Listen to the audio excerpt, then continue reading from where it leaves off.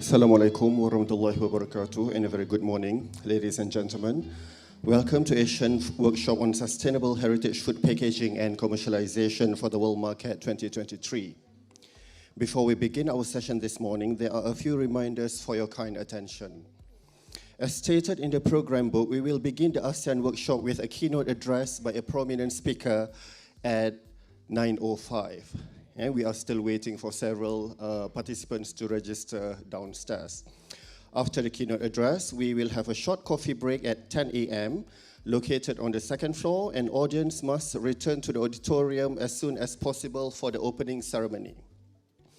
At 11 a.m., we will begin the opening ceremony with the arrival of the Minister of Tourism, Arts and Culture and other invited guests. Upon their arrival, audience are to rise and remain standing to sing the Malaysian National Anthem and the ASEAN Anthem. Audience are reminded to switch off any telecommunication devices or to activate the silent mode. Audience are also reminded to remain seated throughout the keynote address and opening ceremony. Please keep conversation and loud noise to a minimum as a gesture of respect to the invited guests and to allow for other participants to listen to the speeches.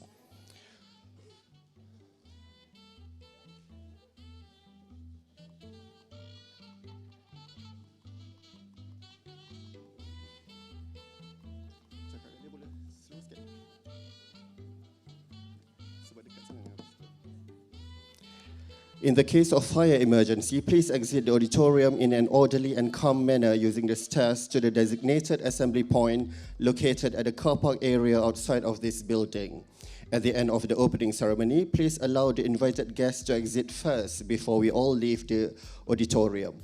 Your cooperation and consideration in ensuring the smooth flow of the ceremony is highly appreciated.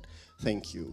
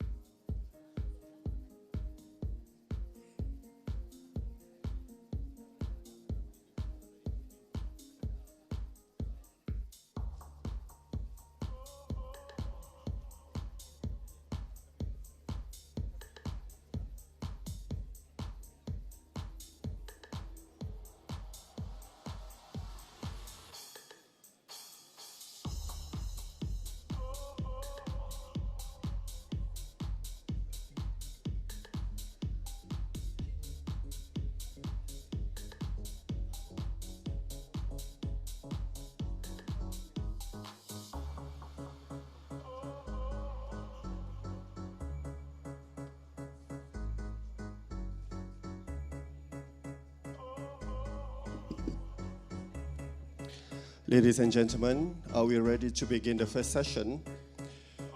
This is just a keynote address which will be delivered by Professor Dr. Shahrim from University Putra Malaysia. Another highlight will be after the morning break, which is the arrival of the minister. So we will begin with Prof. Shahrim first. Assalamualaikum warahmatullahi wabarakatuh and a very good morning, invited speakers, ASEAN delegates, colleagues, workshop participants, ladies and gentlemen. Welcome to ASEAN Workshop on Sustainable Heritage Food Packaging and Commercialization for the World Market 2023. We will begin our session this morning with the first keynote address, which will be delivered by Yang Berbahagia, Professor Dr. Muhammad Shahrim Abdul Karim from the Faculty of Food Science and Technology, University Putra, Malaysia. Before I invite him to the stage, let me introduce a little bit about him. Prof. Shahrim is a renowned authority in the fields of food and culinary tourism, sustainable food heritage, consumer behavior and marketing, food service management, eating habits, and destination management. With extensive academic and professional experience, he has dedicated his career to studying the intricate relationship between food, culture, and tourism. His research spans various disciplines, providing valuable insights into the significant impact of food on tourism experiences, sustainable practices, and destination development. Prof. Shahrim's work in the field of food and culinary tourism has greatly enhanced our understanding on how food can enhance visitors' travel experience and contribute to a destination's identity, cultural heritage, and economic growth. By exploring diverse culinary traditions, gastronomic offerings, and local food industry, he has shed light on leveraging these assets for sustainable tourism development. Additionally, Prof. Shahrim is an expert in Malaysia's food and cultural heritage. He has showcased Malaysian cuisine on numerous television programs and has authored numerous publications on the subject. His passion for promoting Malaysian food has taken him to culinary shows around the world, where he has effectively highlighted the unique flavors and cultural significance of Malaysian gastronomy. His research primarily focuses on Malaysia's culinary heritage, investigating the preferences, motivations, and decision-making processes of tourists and consumers regarding food-related experiences. Through his studies, he aims to understand the factors that shape choices in dining, culinary exploration, and food service management. In addition to his academic achievement, Prof. Shahrim actively collaborates with industry professionals, tourism boards, and policymakers to implement sustainable practices in food and destination management. His expertise contributes to the development of strategies that balance economic growth, environmental stewardship, and cultural preservation. We are honored to have Prof. Shahrim as our keynote speaker today, sharing his extensive knowledge and insights with us. His address promises to be enlightening and captivating, providing a deep exploration of Malaysia's rich heritage food. Ladies and gentlemen, please join me in extending a warm welcome to Prof. Shahrim. The stage is yours, Prof.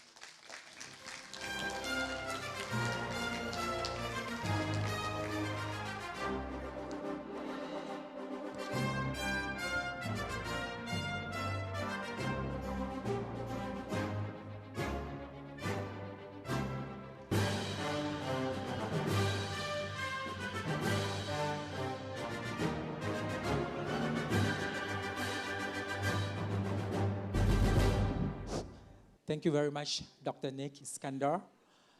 A very good morning, Assalamualaikum, and Sawadee-Karp. Sawadee-Karp, and I'm welcome to Malaysia. Welcome to UPM. It's my pleasure to be here this morning to be able to present a bit on Malaysia food and culture. And also, before I start, I'd like to thank ASEAN Secretariat, the Ministry of Culture, Arts and Tourism, and also Department of Heritage, Malaysia, and also, of course, UPM for having me here today. So before I start, I'd like to share a bit about UPM. I have to tell you all about UPM, right? And this is where you are now. You are in UPM. So next. Okay, this is our vision, mission. To become, of course, we want to become an international repute, yeah? And of course, to make meaningful contributions toward creation of prosperity and development of a nation and well-being of all human beings through the exploration and dissemination of knowledge. Educational goal, of course, to produce superior graduates who are holistic, ASEAN patriotic, and resilient, and values ASEAN diversity and sustainability. Of course, we are an agriculture university, and we are the first agriculture university, one and only in Malaysia. And we have been here for the last 91 years. Thank you. This is our organizational chart of the university. These are our vice chancellors and the management team of University Putra, Malaysia. And for your information, this is our main campus in Serdang, and also we have another campus in Borneo part of Malaysia, which is in Sarawak.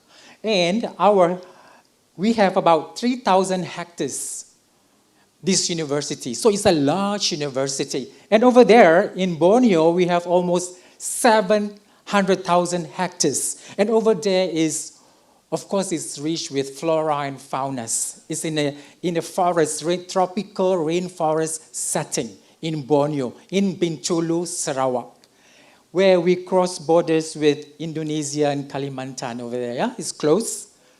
Next. Well, these are some of our facts. Of course, we are one of the premier university in the country. And of course, we founded in 1931. It's a research university. We have almost like 30,000 students. It's a large university. And overall, we have 15 faculties, many faculties, but we focus on agriculture, but we have many other areas as well that we cover, yeah? And of course, being a university, this is a research university, so we do a lot of research.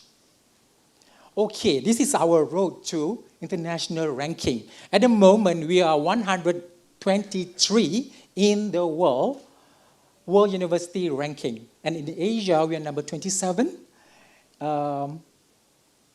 And also we have 13 subjects, top 200 world university ranking by subject.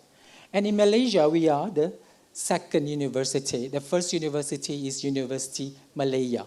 So we always like, competing with UPM and UM and UKM, competing among each other to be the number one, you see. So, okay. So these are the faculties and these are the institutes. So we are kind of like a huge university. And our location, for your information, is very centrally located in, how should I say? We are so close to Putrajaya. It's like 10, 15 minutes to Putrajaya. And also like half an hour to Kuala Lumpur. And 30 years ago, this place is like, it was like a, not so much development, but it changes so much after, after Putrajaya. And it's like a golden triangle in this, location. Like everyone is eyeing our location, for development, but, we have to preserve our university lands. So anyway, with that, I will start with my next slide, with my next presentation on the keynote.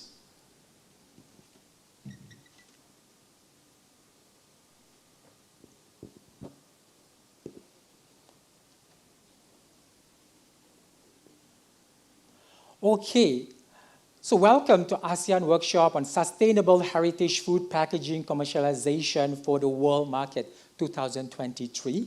And I'll be talking about past, present, and future of traditional food, wrappings, and packaging. And also I'd like to thank my team, Dr. Reza Zainal Abidin, and also Bo, who's my student from China. We designed this PowerPoint together. So thank you so much for, for being there. So let's get started. So, okay, this is my table of content. This is what I'm going to talk about.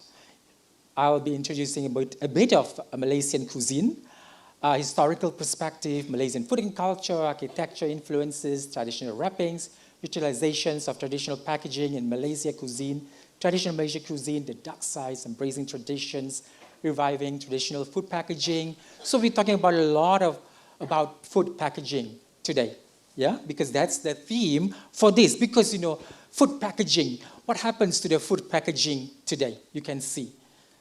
We have a lot of traditional wrappings that we've been using for generations, It's about to lose if we don't take care of this traditions, of these practices.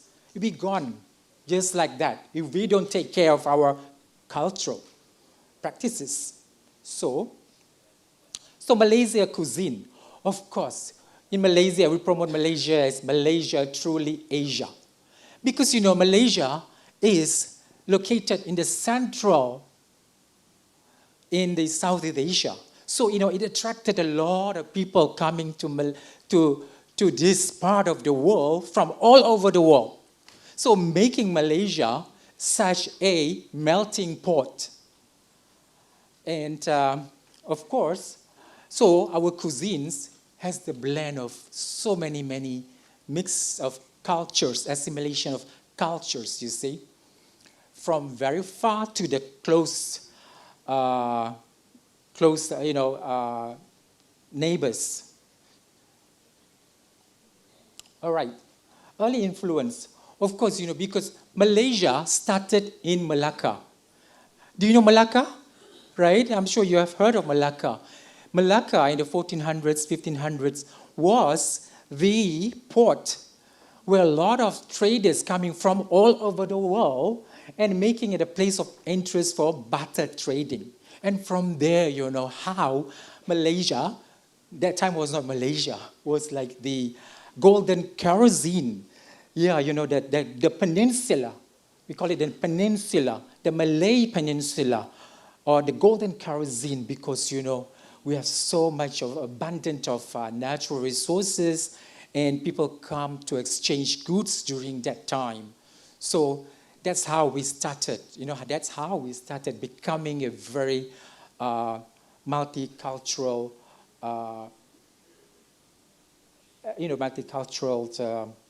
in our country, like that. So also the Chinese brought a lot of traditions to this country. And Malaysian food has become like in one part, you can have like Chinese, Malay, Indian flavors together in one pot. And that's how we live together peacefully in this country.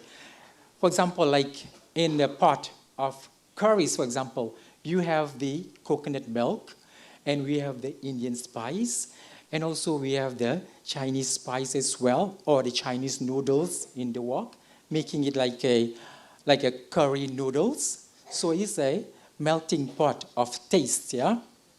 And of course, Indian influence. Mainly in Malaysia, the Indian influence is mostly coming from the southern part of India, not the northern part. So our food is really similar. But of course, when the food travels along the way from one continent to another continent, when it comes to Malaysia, it becomes typically Malaysia. It totally becomes different taste because it's already mixed with the local flavors and spices and ingredients and all that. You know what I mean? So it's totally different. If you go to southern India, you're saying that this is like Malaysian food. No, this is our own creation, right, chef? Our own invention. Also, before I forget, I would like to also to thank some of my friends. I've known them for many, many years that I work in the industry. They are chefs, they are professionals that are here today. I want to honor them for being here today. Thank you. Also, Indonesia. Indonesia is our close neighbors, and a lot of people from Malaysia, migrated from Indonesia to Malaysia. So you know what I mean? Everyone is attracted to Malaysia because of the location, right? Of course, when we travel or we move from one part to another part of the world to get a better living, to explore new experience and new life like that. That's what happens to the people in the past. Yeah, so like that. Of course, the colonial, look, who wasn't here? The first the Portuguese were here for many hundred years, almost like 200 years. And then came the Dutch. And there were Dutch, historical part in Malacca. And also after that, the British came, Japanese came. And, some countries in Asia, you don't even have, being colonized. For example, like Thailand is a good example in Asia. But other parts of Asia, for example, like some countries like Vietnam, the Americans and the French were there, right? Yeah. And some other superpowers were there. The Philippines, the Spaniards were there, the Spain were there, and also in Indonesia, the Dutch were there for many, many hundred years. Correct? Yeah, so, they lived like, all this mix of historical perspectives in terms of their culture and food as well to enrich the culture of the particular place, yeah? So, of course, all these, the different ethnicities, all the different backgrounds of Malaysian, we have a different taste. The food that we enjoyed, we savored all the time. Yeah? Like, of course, nasi lemak is our national food heritage, rice and nasi lemak. But Indonesia also got nasi lemak, but they make differently, nasi uduk, you see, right? But, but it is served differently. Yeah? So whatever we have, like actually, I just talked over at the breakfast just now with some of the Asian delegates, how, Malaysian, Asian cultures are intermingled among us, like as assimilation of cultures in Asia. Because, Malaysia, in the north, our food is influenced by the Thai. And in the south, because we are so close to Indonesia, is a lot of influence by Indonesian. And then in the Borneo part, in the Sabah, the food is there influenced by the Philippines. So you know what I mean? We are similar, but yet we are so different in many different ways. You know what I mean? Like also, for example, like cakes, traditional cakes. You can find similar traditional cakes in all these Asian countries. In Singapore, for example, but then, probably the taste and the textures, the way you present it is different. And the name also is different. So, so we have to share all those things. Regional cuisines. Okay. In terms of the architecture, so the architecture in Malaysia resembles some of our food packaging. That's what I want to tell you. Like, the roof is like that. So our food packaging also is like a pyramid like that. Yeah, that's the Malay influence, and then we also have the Chinese influence as well in our food packaging. Of course, it's symbolism and traditions, you see. So this one, like, when the food is like, something is like at home, you tend to like, to enjoy your food. I think, the best food is a food that is cooked where? At home, right? Home cooked food is the best. Do you agree with me? Please. Yeah, everyone agree, right? So the restaurant has to do better business, better food, yeah, especially to serve the chefs, especially. You know what I mean? Yeah. Traditional wrappings. So since we are tropical countries, we have so many type of leaves that we use in our cooking, right? So pandan. Who does not use pandan? All Asian countries using pandan, right? But you call pandan as well? Pandan, yeah? Of course, Indonesia. And Thailand is pandan? In Cambodia is pandan too? Different names, huh? Yeah, but then we use it in our dessert. And also in Malaysia, we use it in our curries as well. Do you in curry? Because it is very aromatic. And pandan leaves, from wrappings to food to dessert to making tea as well. Pandan and lemongrass is so nutritious, it's very nutritional drink and a lot of antioxidant as well. So pandan. And we use a lot of banana leaves, right? Banana leaf. And also, when I go to Thailand, the way, and also Indonesia, the way they present, how they make the packaging from banana leaves, how they do the what do you call this? The folding of the containers from banana leaves and all in Thailand, in Indonesia, is so different than what we do here. Maybe in Thailand it's much more intricate design, like very refined, that I could say in Thailand, you see. Maybe in Laos too and Cambodia as well, yeah? But I could see that. And also palm leaves also, and coconut leaves, yeah, we use a lot. And these leaves, of course, has a lot of benefits as well. So these are sort of the benefits. What are health benefits? Of course, it's natural. Natural wrappings is the best. You know what I mean? When you look at these plastic wrappings, what do you think? Do you like plastic wrappings or natural wrappings? Natural is the best, right? So that's why we are here to preserve the natural wrappings of Asian countries.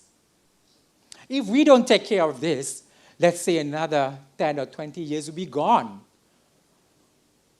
Do you agree with me? Yes? Yeah. So we have to educate our young generations to celebrate our cuisine of our nations. That's important. Don't make I don't want it to be happen one day like they don't know anything about our traditional food, but they know pizza or pasta. How about that? We are Asians, but we eat pizza. But then, when you think about it, I have friends who are European Americans who are embracing our Asian cultures. We have to embrace our own cultures so much so. If we don't, who's going to be proud of our own cuisine? You tell me. For example, for the French chef or European chef, German chef, before they go out to the world, they would be very good in their cuisines. They have a very highly skilled in their cuisine before exploring other cuisine. And then when they explore the cuisine, making them a better chefs. Right? True? Yes? Who is the chefs? Do you agree with me, chef? Yeah. So we have to embrace our own cuisine. You see? That's very, very important. So that's a lot of benefits of the natural wrappings, yeah? So utilization of traditional packaging in Malaysia. Cuisine savory. Look, some of the food that I'm showing here, is like some of the food we can find probably in Thailand or Indonesia, in other countries as well. But then we serve it differently and we serve it at a different time of the year, yeah? So, look, and that was the food, and this is the dessert. So we use a lot of packaging in our dishes and also the sweet as well. Nasi lemak, of course, nasi lemak. Nasi lemak is our national heritage food. And we serving nasi lemak with the coconut rice, with the sambals and the anchovies and the nuts, and cucumber, and also the eggs. And, well, this one, nasi lemak, can also be served with chicken, with rendang, with fried chicken. So it's like in Malaysia, it has become a complete meal.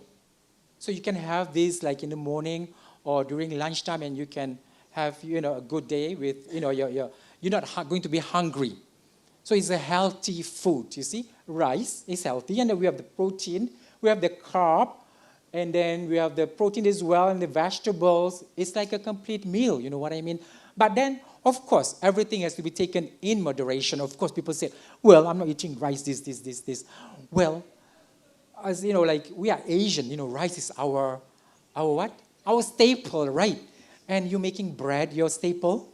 It's okay, can, no problem. But one day you eat rice, the other day you eat bread and other things like that, you see? So balance yourself, whatever you take. So So this is how we wrap nasi lemak. You know, nasi lemak, when it is wrapped in banana leaves, it has the aroma. That is so different, you know what I mean? And I believe, I still experience the nasi lemak that I had like 30 years ago, not too long ago, yeah? 30 years ago, it's like so different from nasi lemak today.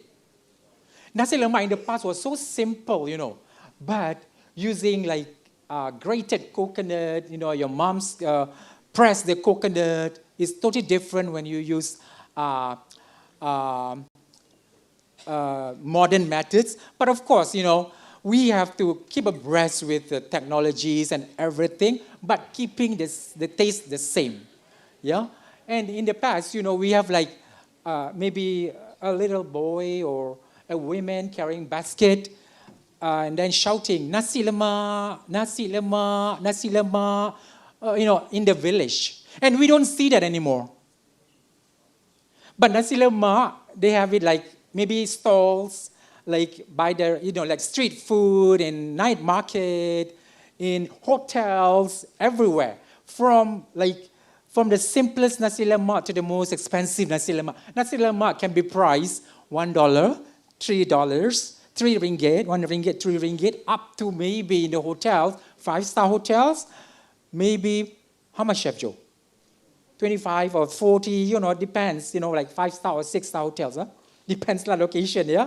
So maybe for me, 25 and 30 or 40, depends what is, you know, what they put in chicken or meat or whatever. So that's nasi lemak. It's so versatile, that's why making it a Malaysian heritage food, yeah? And then the dark sides, but then some, you know, sellers, you know, taking shortcuts. This is what they do. I will not buy this. It's so ugly, right? But kasihan lah, you know what I mean? Pity those people selling it. I'm not going to buy it. You know what I mean? That's bad.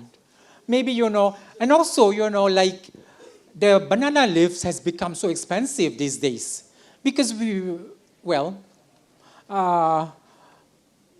so this is nasi lemak in plastics. Not interesting at all. I'm so like sad to see this. Yeah? Kueh. Our kueh is cakes, traditional sweets, traditional cakes, you see. And these are, of course, you know, like I think Indonesia also has this, kan? Kueh, what do you call this? Huh? Jajan pasar. But we call it, apa ya? Kueh apa? Ketayap. And then ada yang panggil kueh dadar. Dadar itu. Dadar ya. See the same. Kita panggil kueh dadar or kueh ketayap. Yeah. So this one is the, like, what do you call this? Talam, yeah. Talam keladi. This is a nyonya. Nyonya talam. With, you know, like savory on top of it. I think Thailand has it too. You see our food is similar but different taste. And how we serve it, you know? Yeah. And of course, Malaysia, Indonesia are big on talams. Right. Yeah, that one. Yes, the green and the white ones. So, okay. Look, so how do you present this? Some of the sellers, some of the marketers, you know, like this. Not so nice, you see. Make it nice. Make it like more presentable. Make it more exotic. Make it, you know, like when your packaging is so good, you can sell so much. You can put a price, betul tak? Right? So, like that. So, laksa. Look, today I have to share with you. I'm sure laksa. Are you familiar with laksa? Yes. Indonesia has laksa? How many? 15? Really? Oh, you have more than us. Maybe it's different flavors. Yeah? Our laksa, we have more than 10 laksa. And from north to south and also to Borneo part, there are different type of laksa. And it's coconut-based or seafood-based or fish-based, and then we grind all those ingredients with the spices and all. And with noodles. And we use different type of noodles. In the north, there are like north part of Malaysia, there are 3-4 types of laksa with different types of color and toppings and ingredients like that. So that's laksa. And also now you can find laksa, Malaysian laksa in London. Yeah? And that's how they pack the laksa. So bad, right? Oh, unbelievable. You can do better. In a plastic cup, iced tea laksa. See, they just like put, they just have like find this container. Okay, put the laksa lah. That's how it is. How are you going to present your national heritage in a cup like this? Right.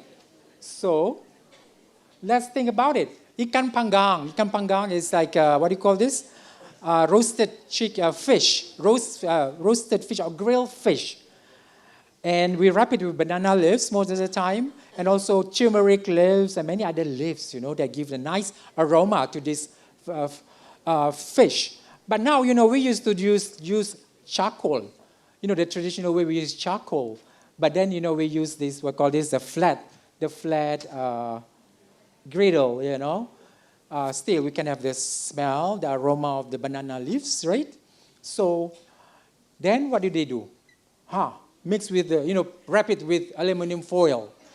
Okay, let me tell you, maybe we have to stop the usage of aluminum foil because it's bad for your health.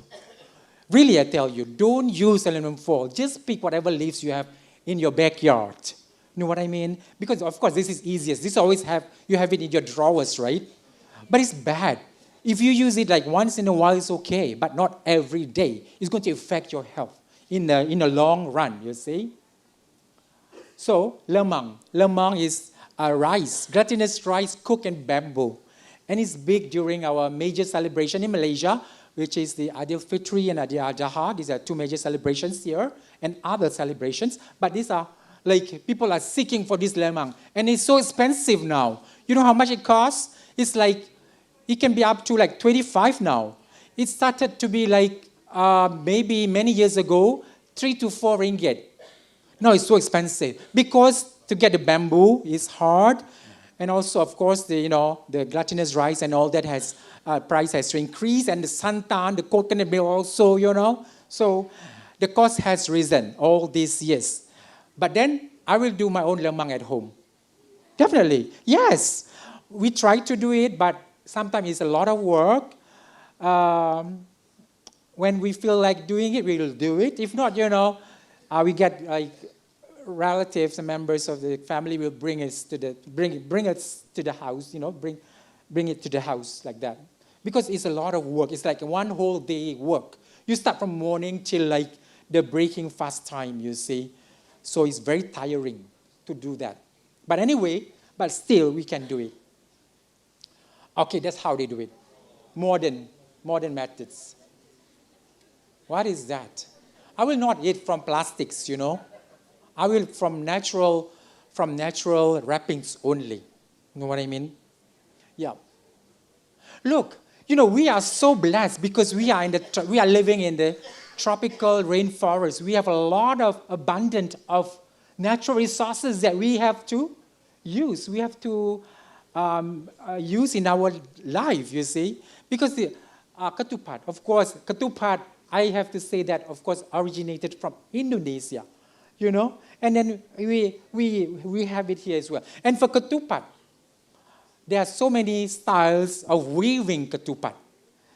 There's birds and onions and satay and maybe more than 20 or something, the types of wrappings or woven to wove the ketupat, you see. And ketupat also is celebration food for Hari Raya, right? Hari Raya and all those days. And then how? So ketupat in plastic is very, very famous. But also this one also, plastics, you see. Plastic also is not so good for your health. Yeah. So try to invent something that is more sustainable. Yeah. So I make it fast. Nasi bungkus, packed food. There's nice packed food in banana leaves, right? And also brown paper and lined with banana leaves and all that. And there you go, in this styrofoam plastic whatever you see. It's really bad. So anyway, we have to be innovative in packaging. Yeah. Of course, we are working towards that, to have a very nice packaging, because, when you pack your food nicely using natural resources and all that, you can increase the price. You can really, charge your customers, but they are willing to pay for it because it's nicely presented, you see, like that. So embracing traditions, retaining authenticity through packaging designs, use your cultural designs, your traditional motifs in your boxes, in your wrappings and all those things. Yeah? And also embracing traditional material and sustainability, you see. Of course, traditional packaging is eco-friendly, you see, and to preserve traditions while being environmentally conscious.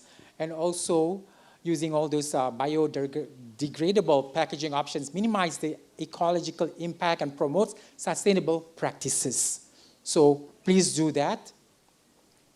And there are more storytelling. You can tell stories, you can put recipes, and you can tell stories in your packaging, like the origins of satay, why is this satay so special? And what is this sambal so special? What is the ingredient of the sambal? Make a story. People like to tell stories. People like to listen to stories. And from stories, you'll have the experience, and then you will enjoy whatever you're having, instead of having plastics, you see, like that.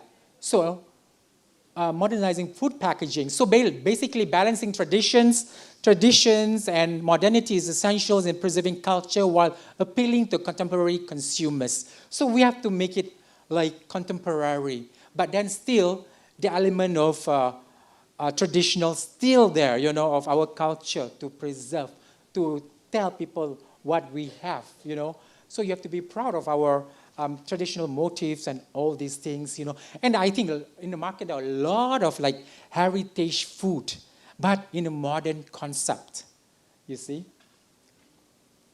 And collaboration with local artists and artisans, you see, to promote a certain traditional product, yeah. Marketing and consumer education, of course, we need to educate our customers on do and don'ts and to do sustainability, engage.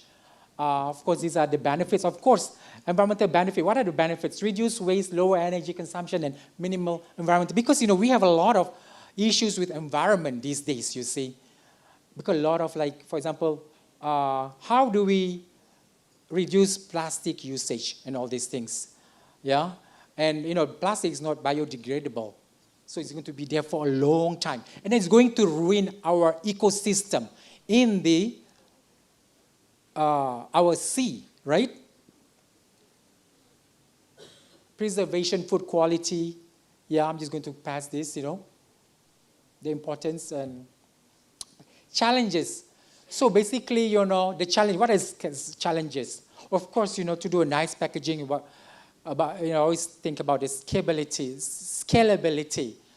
So how do you make, traditional packaging into a mass production?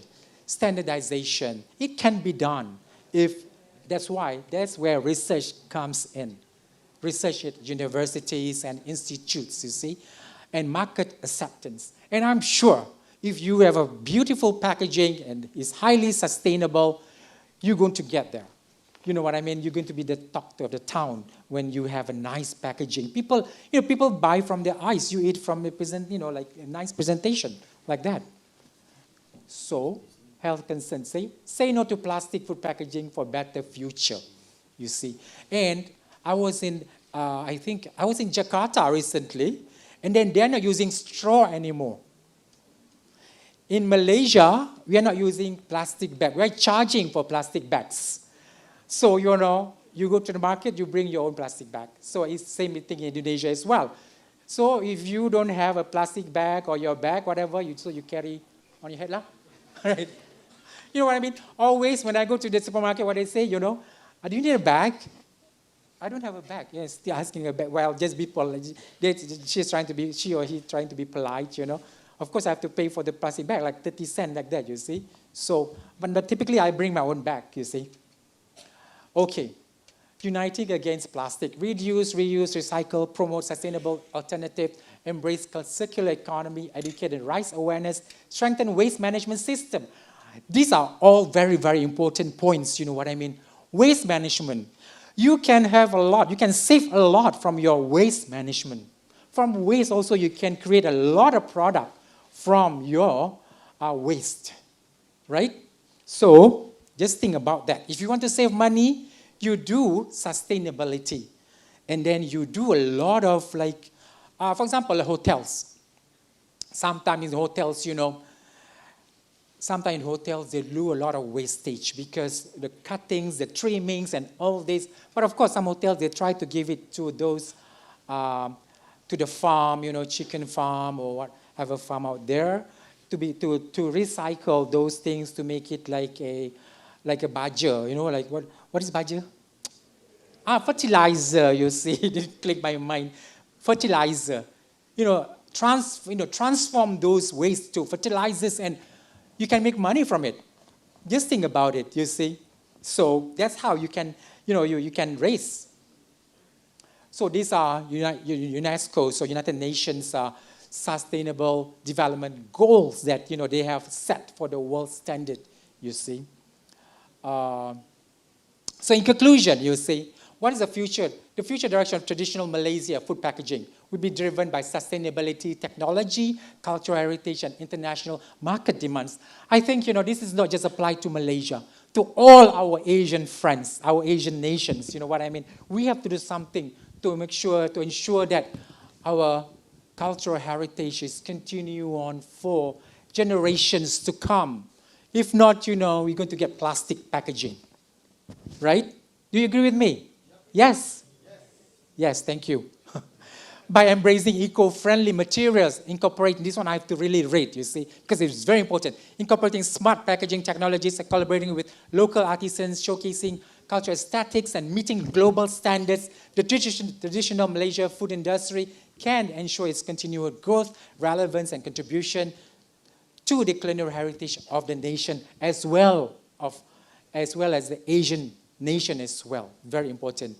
And adapting to these requirements will enable traditional Malaysian food and also ASEAN foods to gain wider acceptance and reach a larger global audience. You know what I mean? Out there are so many people. There are so many people like, they are so adventurous. They want to travel and they want to find the best food in the world. When you talk about food, you know what I mean? You would go to a very far destination to find the best food ever, you see. And also, these food travelers, they have all the, what should I say, they have, they can go to these places because they can afford it. Yeah? That's what I can say. So with that, thank you so much and for your attention. Thank you, Yang Berbahagia Professor Dr. Shahrim Abdul Karim, for the keynote address. After nearly 40 years of service, we can actually see his passion during presenting what he has done and what he has contributed. Very good. Now we will open the session for Q&A. So for those who have any question to pose to Prof. Shahrim, please raise your hand. Mic will be provided to you. Identify your credential and proceed with your question. Please welcome. We can have a few, one or two questions if you have, like a burning questions that you might have. Yes. Anyone? Yes, please. Something like that.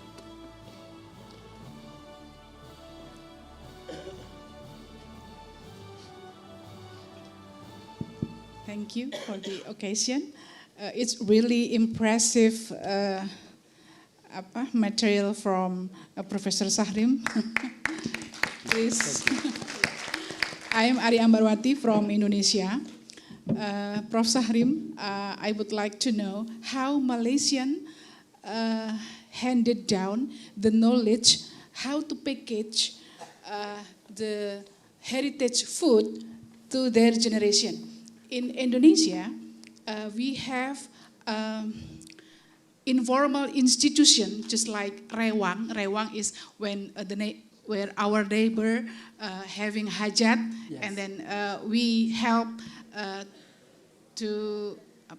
we help them and menyajikan, serve the food, yes. And how in Malaysia it handed down from generation to generation. Okay. Okay, very good questions. Very good, but difficult to answer as well. But of course, I believe this is like, it has to be hand down from starting from the family. How the family embraces traditional food, from grandmother to mother and mother to daughters and children, like that.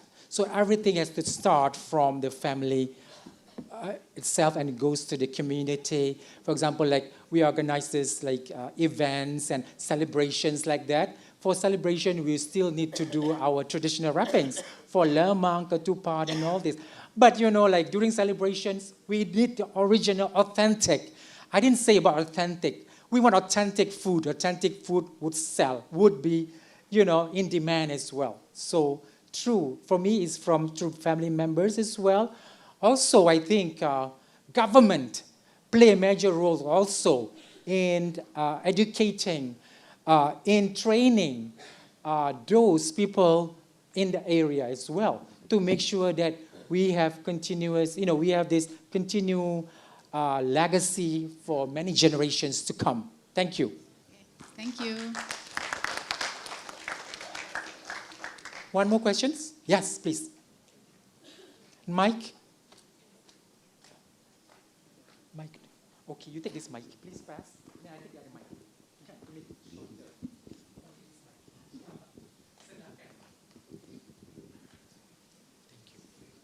Assalamualaikum. I'm Zaid Isa from Malaysia. Prof, thank you very much for an excellent presentation. I've got two questions. I'm sure you have looked at this issue. Can you comment on the export potential of heritage products? And number two, or rather heritage food products. Question number two is, what do you think are some of the challenges in devising export fitting packaging? Thank you. Well, thank you very much for your questions. For the first questions, yeah? First questions. Export, yeah? Of course. Heritage food has a big, huge potential in the world market. Some, you know, like our neighboring nations, they are exporting around the world. Our good neighbors in the north part of Malaysia, Thailand, you know what I mean? The food is all over the world and the restaurants all over the world, because they have done a lot of work to promote, to project their food to the world market. So that's why, you know, there's a lot of demand for Thai food. Hey, but look, that's a heritage food, you see? And Malaysia food, of course, we have to follow suit what Thailand has done, and we have to do a lot to catch up. And also, Indonesia, for example, the ABC, ketchup ABC, right, is all over the world. You know what I mean? That's traditional ketchup, soy sauce from Indonesia in the world stage. So like that, you see. And also in Malaysia, we have this lingam chili sauce. You can find lingam chili sauce in London and also in New York, because I used to live in New York City, and I love lingam, you know, this chili sauce is the best. So there you go. I mean, in terms of packaging, of course, you know, the packaging has to be sort of like achieving world standards to make it so interesting packaging, you know, plus a very good sauce, you know, or sambals or whatever it is. It has to be good. It has to be palatable, interesting, nice presentation. And the main thing is that about marketing. Look, I want to give you a good example. We have very short time. Last example. Look at Korea. Who knows Korean food for the last? I think they just started it like not even 15, 20 years. But now, people in Argentina, Caracas, or Chile know about Korean food because they spend billions of dollars in their marketing, and they're aggressively pushing kimchi to the world. And that's why they're so successful. That's what I can say. And also through their, what do you call this, soap opera. And they cook something to show it to the world, and people wanted to eat Korean, what do you call, bulgogi and kimchi or everything, you know, like that. So look, that's heritage, you see. heritage is go beyond anything in this world. So just work it out, you know what I mean? It's a lot of work to be done, and we have to do it, and we have to start somewhere. With that, thank you so much for your time. Thank you, Yang Berbahagia Professor Dr. Shahrim Abdul Karim. I hope we have all benefited from the keynote address and can apply the information to better chart our direction concerning heritage food commercialization in a modern and fast-paced world. To those who still have questions, you can still catch and approach Prof. Shahrim personally throughout the duration of the workshop. Okay? We are still with Prof. Shahrim here. Ladies and gentlemen, we have now come to the end of the introduction session. You are now invited to enjoy coffee and tea served on the second floor. After you are refreshed, please return immediately to this auditorium at 10:30 and make yourself available and ready for the opening ceremony. Thank you. Please enjoy your coffee break.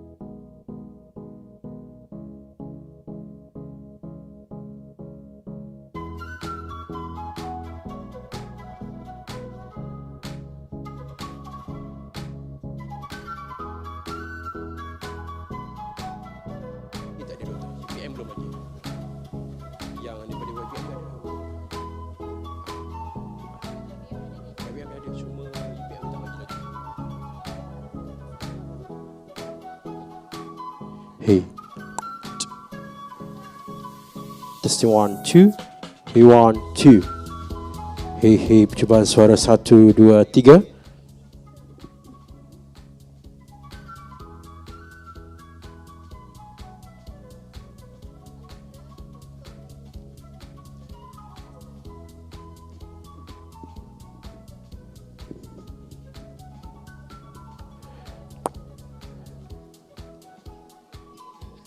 Okay, right. Assalamualaikum warahmatullahi wabarakatuh dan selamat pagi. Jadi untuk Dewan ini ataupun auditorium ini akan digunakan sebentar lagi untuk majlis perasmian yang akan berlangsung jangka pada jam 11 minit pagi. Jadi saya mohon untuk kesemua para petugas dan juga bahagian untuk membuat semakan dan juga finalis yang terakhir, okay, untuk setiap bahagian sebelum kita akan memberi ruang dan juga memberi laluan kepada tetamu dan juga jemputan akan masuk sebentar saja lagi. Okey, untuk makluman juga untuk teks ucapan saya masih lagi belum menerima daripada pihak UPM. Mohon untuk hantar kepada saya dengan keadaan segera. Daripada YBM saya dah terima, daripada UPM saya belum terima lagi. Boleh? Kepada pegawai yang bertugas, mohon untuk serahkan kepada saya dengan keadaan segera. Teks ucapan daripada UPM, daripada TNC. Okey, baik, jadi untuk makluman tuan-tuan dan puan, hari ini kita ada pertukaran sikit dari segi VVIP, kehadiran VVIP yang hadir pada hari ini. Pada asalnya adalah Yang Berhormat Perdana Menteri, jadi hari ini yang akan hadir adalah Yang Berhormat Menteri. Okey, jadi flow-nya adalah sama seperti yang kita buat sesi kedua raptai pada hari semalam, cuma kita hanya bertukar kepada VVIP yang baru saja. Alright, saya maklumkan sekali lagi dekat sini antara VVIP yang akan hadir hari ini to be confirmed. Okey, kita ada daripada YBM, daripada Yang Berhormat Menteri, Yang Berhormat Datuk Seri Tiong Keng Sing. Yang kedua adalah Yang Berusaha Encik Muhammad Yusri Muhammad Yusof daripada Motek. Yang berbahagia Datuk Muhammad Zamri juga daripada Motek. Yang Berusaha Profesor Dr. Nazamid daripada UPM. Dan juga Yang Berusaha Encik Muhammad Muda daripada Jabatan Warisan Negara. Dan Miss Anindia daripada ASEAN Sekretariat. Dan seterusnya daripada Yang Berusaha Profesor Madya Dr. Anis Syabirin daripada Dekan daripada UPM. Dan seterusnya adalah tetamu-tetamu jemputan, antaranya daripada Embassy, okay, Head of Department. Dan saya difahamkan juga ada ketua-ketua pengarah daripada setiap agensi juga yang akan hadir pada hari ini.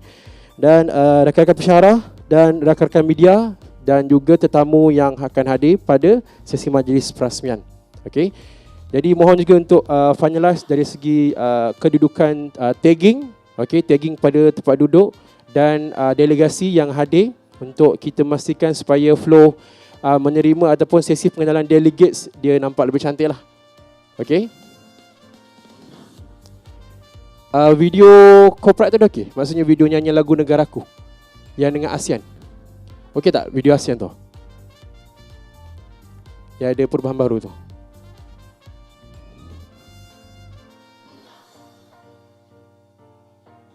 Okay, right.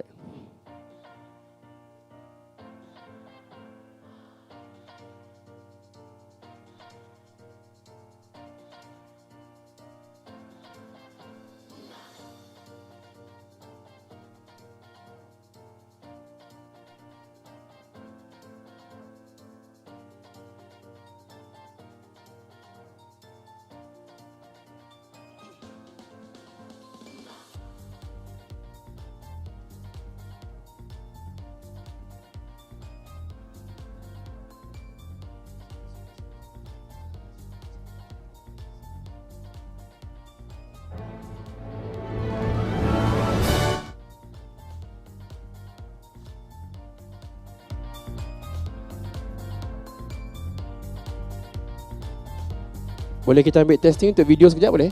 Untuk video ASEAN. Okay, alright.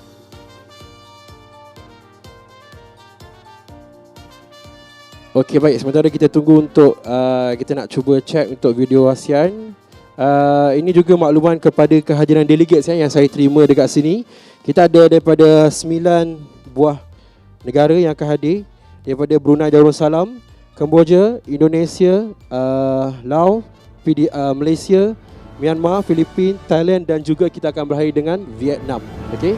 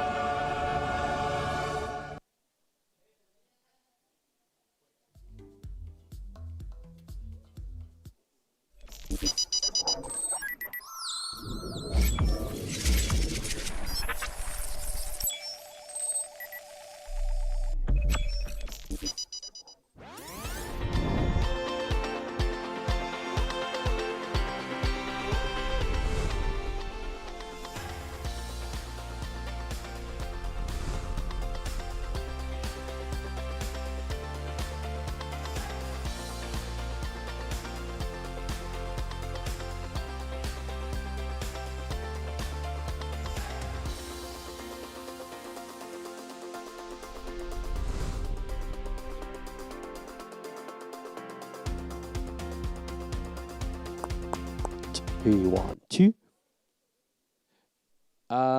Technical boleh buka sekejap tak untuk slide apa ni, gambar YBM.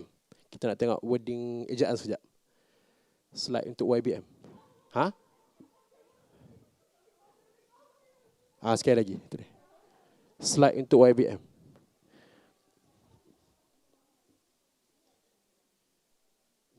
Betul kan? Minister of Tourism? Betul. Minister of Tourism. Dia bukan ministry ya? Betul eh?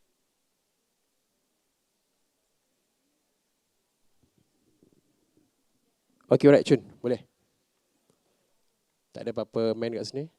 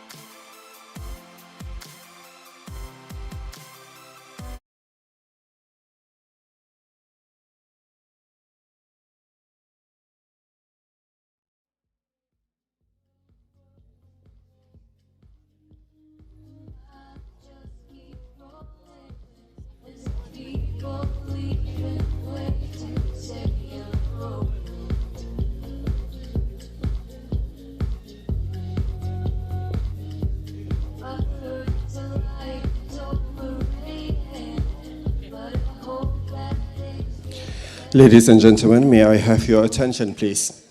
Currently, we are waiting for the arrival of the minister.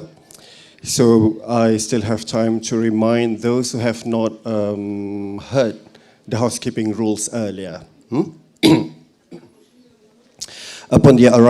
will begin the opening ceremony with the arrival of the Minister of Tourism, Arts and Culture and other invited guests. Upon their arrival, audience are to rise and remain standing to sing the Malaysian national anthem and the ASEAN anthem. So the cue will be when I say announcing the arrival, so we will all stand up. Audience are reminded to switch off any telecommunication devices or to activate the silent mode. Audience are also reminded to remain seated throughout the throughout the opening ceremony. Please keep conversation and loud noise to a minimum as a gesture of respect to the invited guests and to allow for other participants to listen to the speeches. In the case of fire emergency, please exit the auditorium in an orderly and calm manner using the stairs to the designated assembly point located at the car park area outside of this building. At the end of the opening ceremony, please allow the invited guests to exit first before we all leave the auditorium. At the last update, the minister is on his way, so we are about to begin any moment soon. Your cooperation and consideration in ensuring the smooth flow of the ceremony is highly appreciated. Thank you.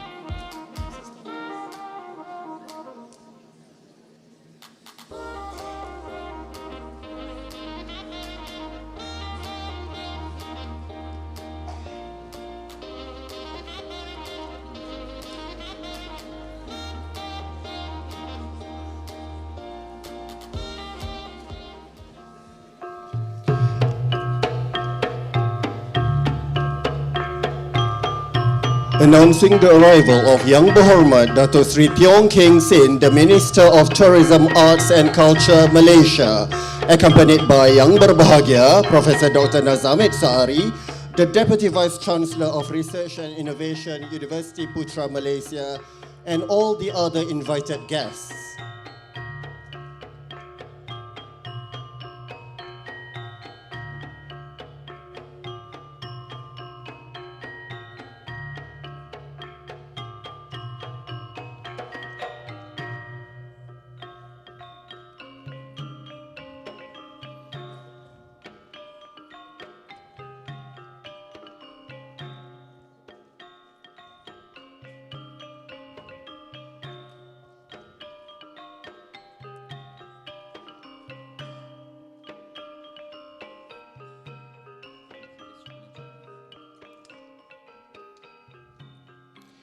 Ladies and gentlemen, please stand for the Malaysian National Anthem and ASEAN Anthem.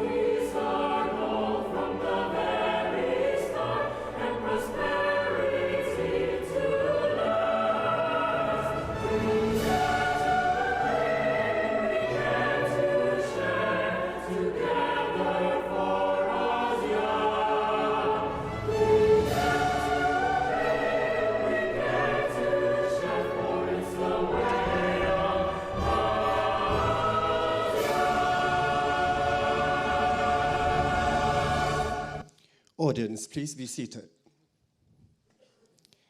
Bismillahirrahmanirrahim. Assalamualaikum warahmatullahi wabarakatuh.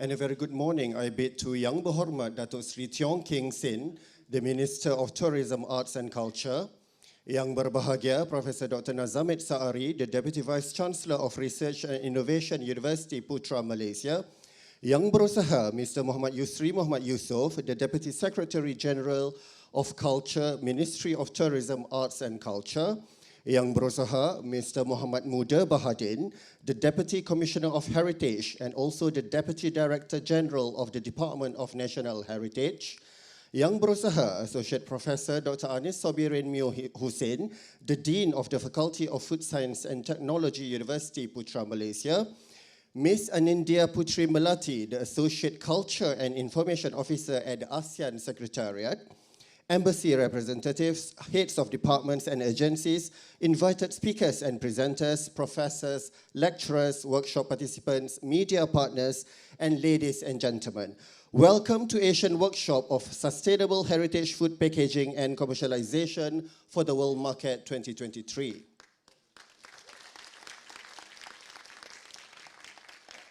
I am Dr. Nick Iskandar Putra, and I will be your host for our event this morning.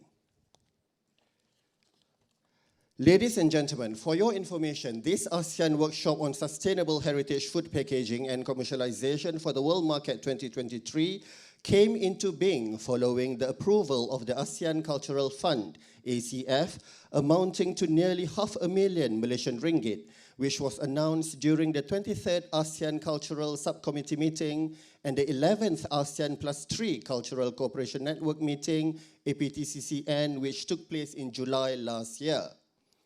The ASEAN Cultural Fund will be equally shared and be the backbone of two mega projects of the Malaysian Ministry of Tourism, Arts and Culture, MOTAC.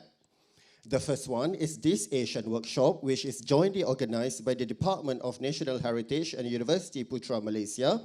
And the second one is a musical concert entitled The Echoes of Asian Bronze, which will be organized by the Istana Budaya this coming October. This is a reflection of MOTAC's continuous efforts in promoting the uniqueness of Malaysian culture to the whole world while celebrating ASEAN's rich culture and heritage as a whole. University Putra Malaysia, through the Faculty of Food Science and Technology as the forerunner of the National Food Agenda, would surely take these in our stride in contributing to and championing the food-related endeavors.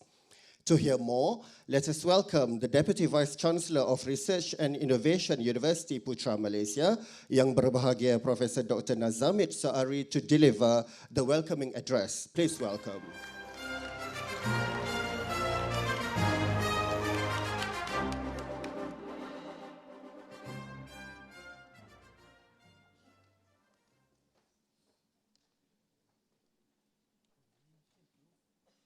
Assalamualaikum warahmatullahi wabarakatuh, and a very good morning to all of you. Yang Berhormat Datuk Sri Tiong Kin Sing, Minister of Tourism, Arts and Culture. Thank you, Datuk Sri, for joining us this morning. Yang Berusaha Encik Muhammad Yusri bin Muhammad Yusof, Deputy Secretary General for Culture, Ministry of Tourism, Arts and Culture. Yang Berusaha Encik Muhammad Azmi bin Muhammad Yusof, Commissioner of Heritage, Department of National Heritage. Yang Berusaha Encik Muhammad Muda bin Bahadin, Deputy Director General cum Deputy Commissioner of Heritage, Department of National Heritage. Mrs. Anadia Putri Malati, ASEAN Secretariat. Yang Berusaha Associate Professor Dr. Anis Sabirin Miosin, Dean of the Faculty of Food Science and Technology, UPM.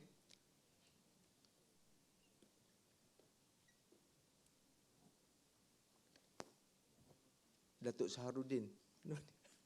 Yeah, I met Datuk Shahrudin when he was still at the KPT. Now he is with the ministry, Datuk Shahrudin. Ambassadors, embassy, representative, heads of department, agencies, professors, lecturers, and all participants. It is my great pleasure to welcome all of you to University Putra Malaysia. Selamat datang to our guests of honor, ASEAN delegate, speakers, participants from Malaysia, Indonesia, Brunei, Thailand, Vietnam, Cambodia, Laos, Myanmar, and Philippines. We UPM feel honored to be entrusted by the ministry to host this event in partnership with the Ministry of Tourism, Arts and Culture, the Department of National Heritage, Aswara, and Istana Budaya, also known as the Place of Culture, the Palace of Culture. Ladies and gentlemen, in today's globalized world, the need for sustainable practices has become more critical than ever. This holds true for food packaging and commercialization, where the need for sustainable solution is very crucial. Today's event is in tandem with our aspiration with respect to sustainable development. UPM is ranked as the world top 25th by the UI Green Metric World Ranking based on its 2022 effort to provide campus sustainability and effective environmental management. And today's event with the theme ASEAN workshop on sustainable heritage food packaging, focusing on packaging and commercialization for the world market is timely as we seek to preserve and promote our heritage food, which if you look at the consumer today, the modern consumer, they are increasingly seeking for sustainable choices in food consumption. And the demand for heritage food is no longer just about authenticity, but actually it goes beyond that, in particular with respect to its packaging. I'm very encouraged to see many participants from the ASEAN countries who are food experts, scientists, researchers, industrial players, academic students, and the public at large who are all gathered here today, this morning, to address the issue pertaining to sustainable heritage food, in particular packaging and commercialization for the world market. Ladies and gentlemen, the adoption of sustainable food packaging offers numerous benefits. It helps protect the environment by reducing waste and promoting the use of renewable resources. And additionally, sustainable packaging also strengthens brand image and contribute to the reduction of carbon emission. However, the challenges of adopting sustainable practices would incur higher costs, lack of access to suitable material, and the need for standardized regulation to ensure the quality of the food products. We strongly believe that collaboration between food producers, packaging manufacturers, policymakers is essential to overcome these challenges and create a sustainable ecosystem for heritage food commercialization. Ladies and gentlemen, we are proud to welcome the participation of delegates from ASEAN countries and hope that this workshop will be an excellent platform for knowledge sharing. I would like to thank the Department of National Heritage, the Ministry, and also congratulations to the Faculty of Food Science and Technology in UPM for effectively collaborating to make this workshop a success. Through network building and exchange of ideas, I believe that active engagement in discussion and presentation, we hope that the participant of this workshop will leave feeling inspired to not only preserve our heritage food, but also to help our countries achieve long-term economic growth while ensuring a better life for the present and future generation. Last but not least, I hope all of you will have a very productive discussion and fruitful workshop today. Akhir sekali saya sudahi dengan wabillahi taufiq wa hidayah. Wassalamualaikum warahmatullahi wabarakatuh. Terima kasih.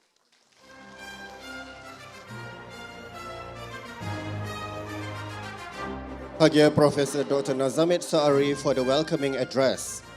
Ladies and gentlemen, now let us welcome Ms. Anindya Putri Melati, the Associate Culture and Information Officer at the ASEAN Secretariat, to deliver her remark. Please welcome.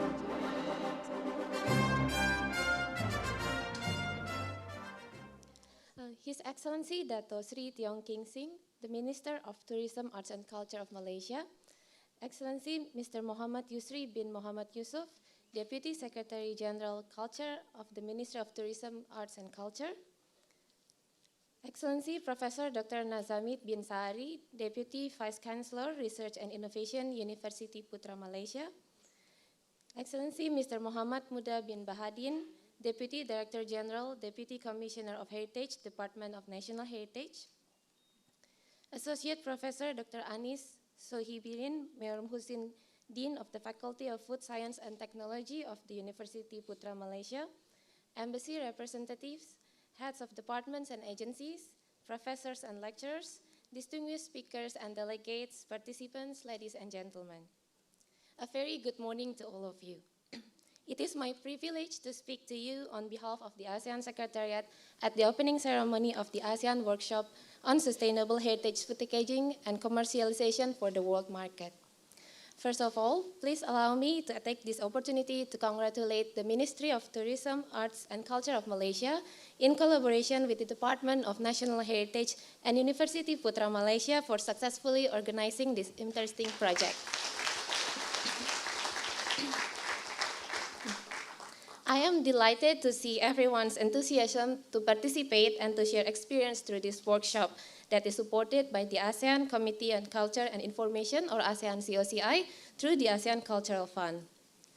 Packaging is a very important part in retail, logistics, and consumer goods industry, including food. People use wrappings and packagings to preserve and transport products from one place to another. Therefore, the quality of the packaging is critical to ensure the efficiency and safety in storing and delivering products, especially fresh products before they reach the consumers. Mustafa et al. In 2012, in the paper Looking Back to the Past, Revival of Traditional Food Packaging, mentioned that traditionally, food packaging is made of plants such as palm leaves, banana leaves, bamboo, etc., or animal organs like goat skin. These natural materials not only serve as a package for storage after the food is cooked, but oftentimes cook together and become an inseparable part of the dish that adds to the flavor.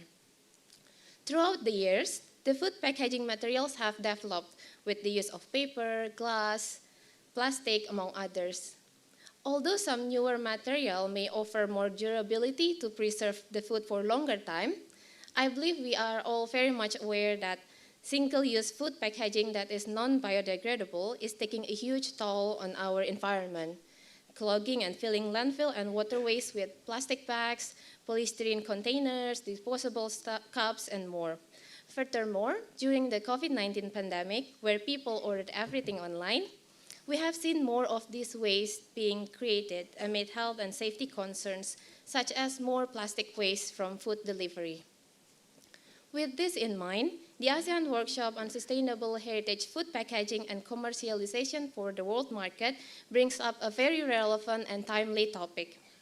I believe this project will contribute to raising awareness on the importance of preserving traditional food packaging that is sustainable, innovative, and well-made for global market. Also, in collectively reimagining and developing sustainable heritage food packaging, we may be well placed to create products that are uniquely ASEAN and through such efforts contribute to amplifying ASEAN awareness and fostering ASEAN identity. Furthermore, this project is also in line with Key Strategy 4 of the ASEAN Strategic Plan for Culture and Arts 2016-2025 to harness the contribution of the creative industries towards innovation, generating livelihoods, and supporting economic development in ASEAN member states. Finally, I would like to wish you all a fruitful workshop and success for the rest of the program. May this be a great opportunity to share experiences, learn from each other, and find our potential areas to strengthen regional cooperation in the culture sector. Thank you. Thank you, Ms. Anindya Putri Melati, for the remark. Ladies and gentlemen, now let us enjoy an interlude performance entitled Selamat Datang or Welcome, which will be presented by the students of Akademi Seni Budaya dan Warisan Kebangsaan Aswara or the National Academy of Arts, Culture and Heritage. This is an instrumental music performance using sarun pikin, guitar, tambourine and sape. Please enjoy.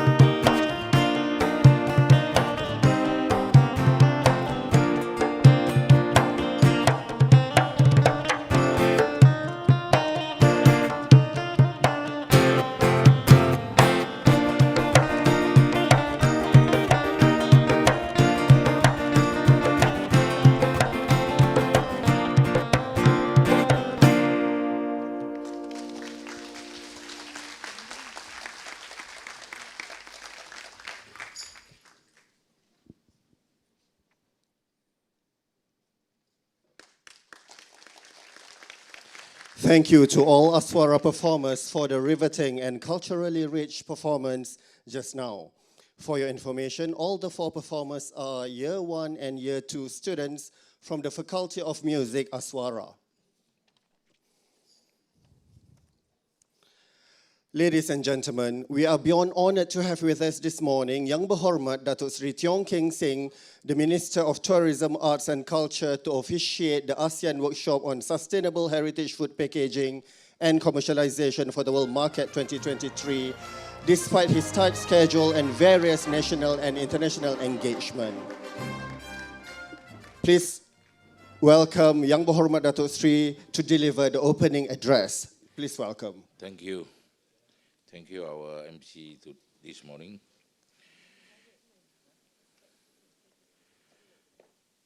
Our Mr. Muhammad, usually being Muhammad Yusuf, Deputy Secretary General of Culture, Ministry of Tourism, Art and Culture. Our Professor Dr. Najimet bin Sari, Deputy Vice Chancellor, Research and Innovation, University Putra, Malaysia, my SUB Kanang,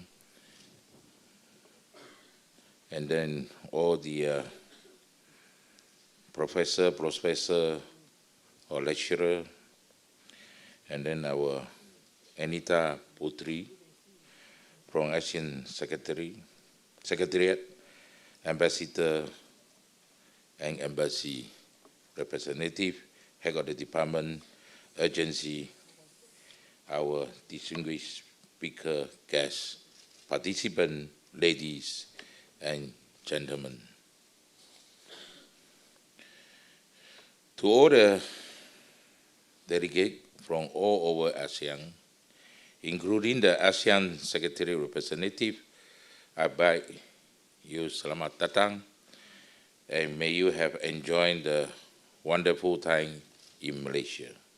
On behalf of the Ministry of Tourism, Art and Culture Malaysia, MOTEC, it gives me a great pleasure to warmly welcome you to the launch of the ASEAN Workshop on Sustainable Heritage Food Packaging and Commercialization for the World Market. I would like to thank the Department of the National Heritage and Agency under the MOTEC, as well as our host and strategic partner, University Putra Malaysia, or UPM, for helping to organize this workshop. Ladies and gentlemen, the 57th meeting of the ASEAN Committee on Culture and Information on 23rd and 24th November 2022 in Hoi An City, Vietnam, approved the project of ASEAN Workshop on Sustainable Heritage Food Packaging and Commercialization for the World Market. This is in line with the ASEAN Culture and Art 2016-2025 strategy plan, urging every country to promote, preserve, and document the diversity of heritage and culture. Heritage is our generational identity and not only limited to historical site, monument, or artifact. It includes intangible cultural, traditional in our community, story, song, our belief, and even the food we eat. Therefore, heritage food are local cuisine, embedded with cultural value, represent the community lifestyle. A heritage or traditional food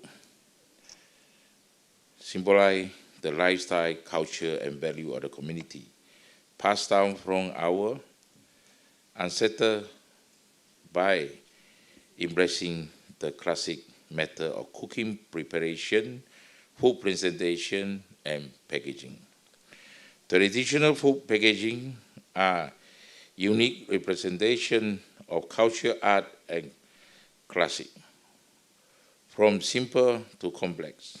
In primitive society, food was stored and packaged for long-distance travel using natural reserves like leaf or bamboo, which are easily available and accessible within our environment for food packaging.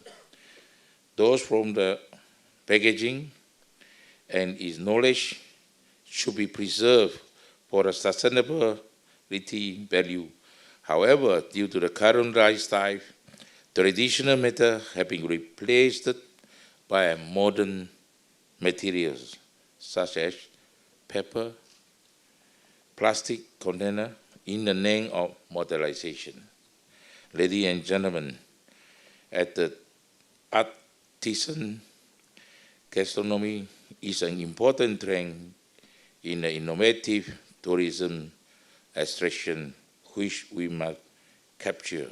The material used, cooking tools, and method of packaging heritage food enhance the cultural attractiveness. We should promote our diverse heritage or ethno food and its sustainable packaging for commercialization. In the tourism context, food is the tools that connect visitors with cultural and national heritage.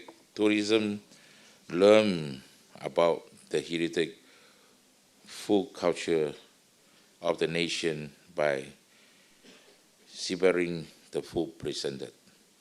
Continued effort must be taken to safeguard sustainable national food heritage through proper packaging and commercialization strategy.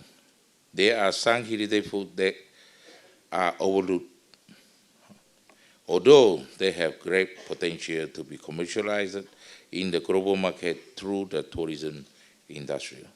Therefore, I believe this ASEAN workshop will be good for considering expert recommendation to improve the current packaging method of commercializing heritage food among ASEAN countries, both in local and global market. Educate and disseminate this expert recommendation so more people in food preparation and development are aware. In this regard, there must be a platform to allow ASEAN countries to share the best practice of commercializing heritage food for the world market and how to capture opportunity to promote the product. Just like our Malaysia, we have so many different races at different variety. Maybe our Malaysia can start doing different race at different packing. We should promote startup from Malaysia as future work together with all the ASEAN countries together. So I wish to thank all the distinguished presenters for sharing the knowledge and experience with us. This workshop should help foster continuing collaborative and interdisciplinary research towards the sustainability of heritage food among ASEAN countries. We need more trained specialists in the field of packaging and commercializing heritage food products. Key out to both the Department of National Heritage and University Putra Malaysia for successfully holding today's workshop. With further ado, I hereby officially launch the ASEAN workshop on sustainable heritage food packaging and commercialization for the world market. Thank you. Terima kasih.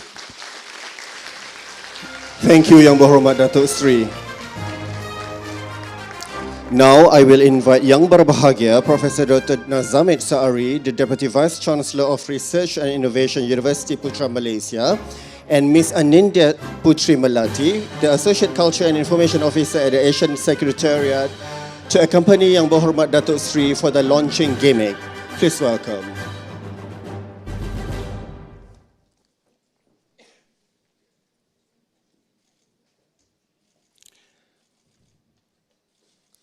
Ladies and gentlemen, let's channel some hype and vibe to the invited guests in completing the launch gimmick. 5, 3, 2, 1.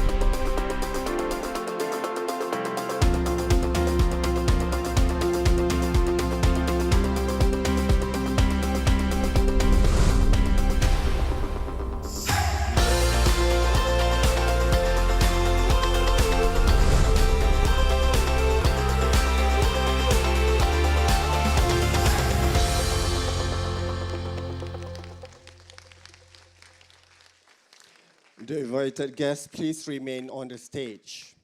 Ladies and gentlemen, I will now call upon each of our ASEAN delegates to the stage for introduction by nation.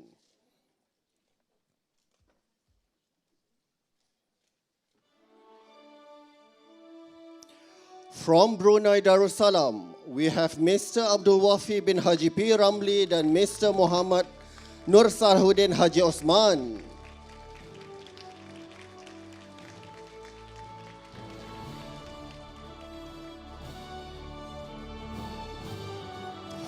From Cambodia, we have Mr. Savong Hon and Chef Duc Death.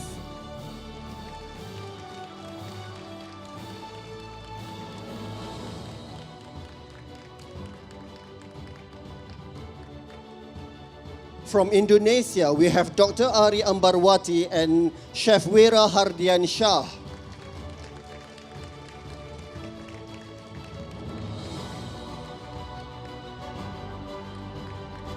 From Laos, we have Miss Povieng Seng Suvans and Chef Sudalas Pan Pauton. From Malaysia, we have TS Dr. Rozamri Ashari and Chef Fikri Aznan.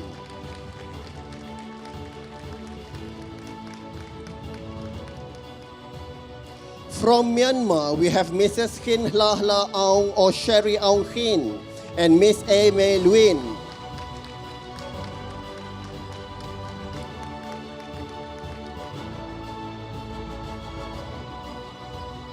From the Philippines, we have Mr. Guillermo G. Ramos Jr. and Mr. Eugenio Ramon Gonzalez.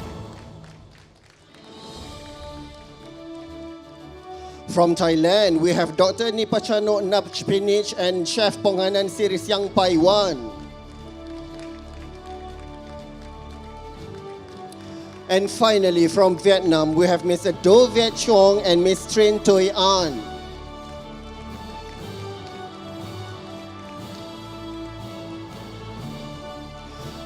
We will now proceed with the photography session for the invited guests and the ASEAN delegates on stage. Please welcome.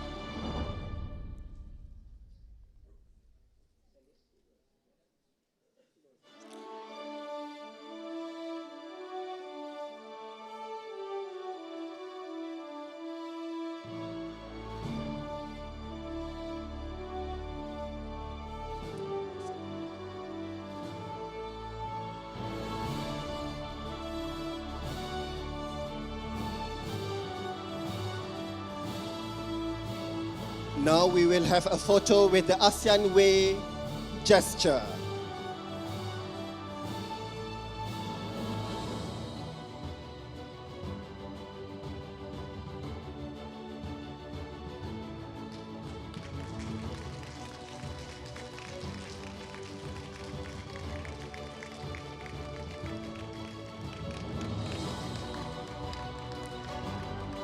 Now we will invite all the invited guests to return to their seats for overall photography session with the whole of audience. Please welcome.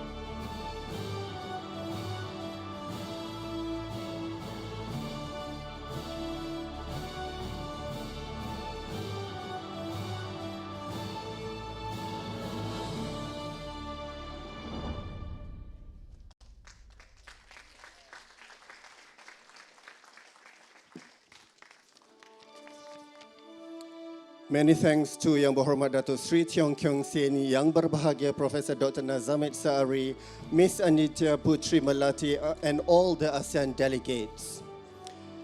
Ladies and gentlemen, with that, we have arrived to the end of the opening ceremony. On behalf of University Putra Malaysia, I would like to thank again Yang Berhormat Datuk Sri Tiong Kiong Sin, the Minister of Tourism, Arts and Culture, for gracing us with his presence despite his tight schedule and various national and international engagements. Invited guests are welcome to enjoy lunch served at the dining hall located on the ground floor and thereafter visit the exhibition booth, also located on the ground floor. Participants are to remain in the auditorium for our next agenda, which is presentations from the ASEAN countries. Selamat jalan, Yang Berhormat.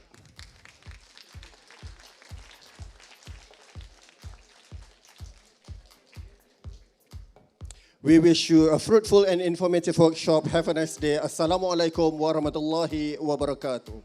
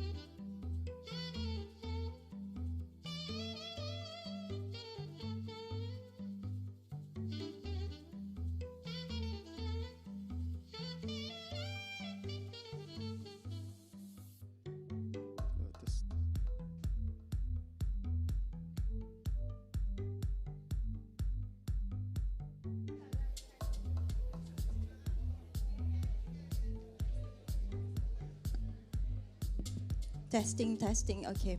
Bismillahirrahmanirrahim. Assalamualaikum warahmatullahi wabarakatuh. And a very good afternoon to all of you. Now it is 12 p.m. sharp. Ladies and gentlemen, distinguished guests and esteemed colleagues, a very warm welcome to this prestigious event. I am honored to stay before you as your MC for the day, ready to guide you through a captivating journey of knowledge, insights, and inspiration. First, let me introduce myself as the MC today. My name is Dr. Norliana binti Yusof, a senior lecturer from the Faculty of Food Science and Technology, University Putra Malaysia. I am not working alone here. I'm working with Miss Siti Harja Zaidi as a timekeeper. Today, we have gathered here for the oral presentation of ASEAN workshop on sustainable heritage for food packaging and commercialization for the World Market 2023. We gathered here to explore groundbreaking ideas, engage in stimulating discussions, and expand our horizons. The lineup of presenters we have for you is truly exceptional, bringing forth their expertise and innovative thinking to shed light on the most pressing topics of our time. Before we embark on this enlightening expedition, let me guide you through the oral presentation today. In this session, we will have 9 remarkable presenters all over ASEAN countries in presenting their outstanding insights and also experience. The presenters before you have invested countless hours and preparation to share their ideas with you today. First of all, I would like to introduce Mr. Abdul Wafi Haji P. Ramli from Brunei. We have Mr. Savong Hun from Cambodia. From Indonesia, we have Dr. Ari Ambarwati. From Malaysia, we have our beloved TS Dr. Rozamri Ash'ari. From Myanmar, we have Mr. Khin La La Aung or Sherry Aung Khin. We have from Philippines, Mr. Guillermo Igueramos. From Thailand, we have Dr. Nitpachanok Natpinji. We have Mr. Do Viet Chuong from Vietnam. And from Laos PDR, we have Puving Tangsen Suvan. This session will be conducted over a time period of 4 hours, but don't worry. Okay, we will, of course, have a lunch break at 1 o'clock and also a tea break at past 3. During the breaks, we will invite you to network, exchange thoughts, and forge connections with fellow attendees. This is an opportunity to connect, collaborate, and create lasting relationships that may shape the future. Every presenters will have about 15 minutes time slot for the oral presentation. So Miss Siti Haja will bell the ring once, meaning that you still have 5 minutes more, and twice if the time is up. Without further ado, it is my pleasure to introduce our first presenter, Mr. Abdul Wafi Haji P. Ramli.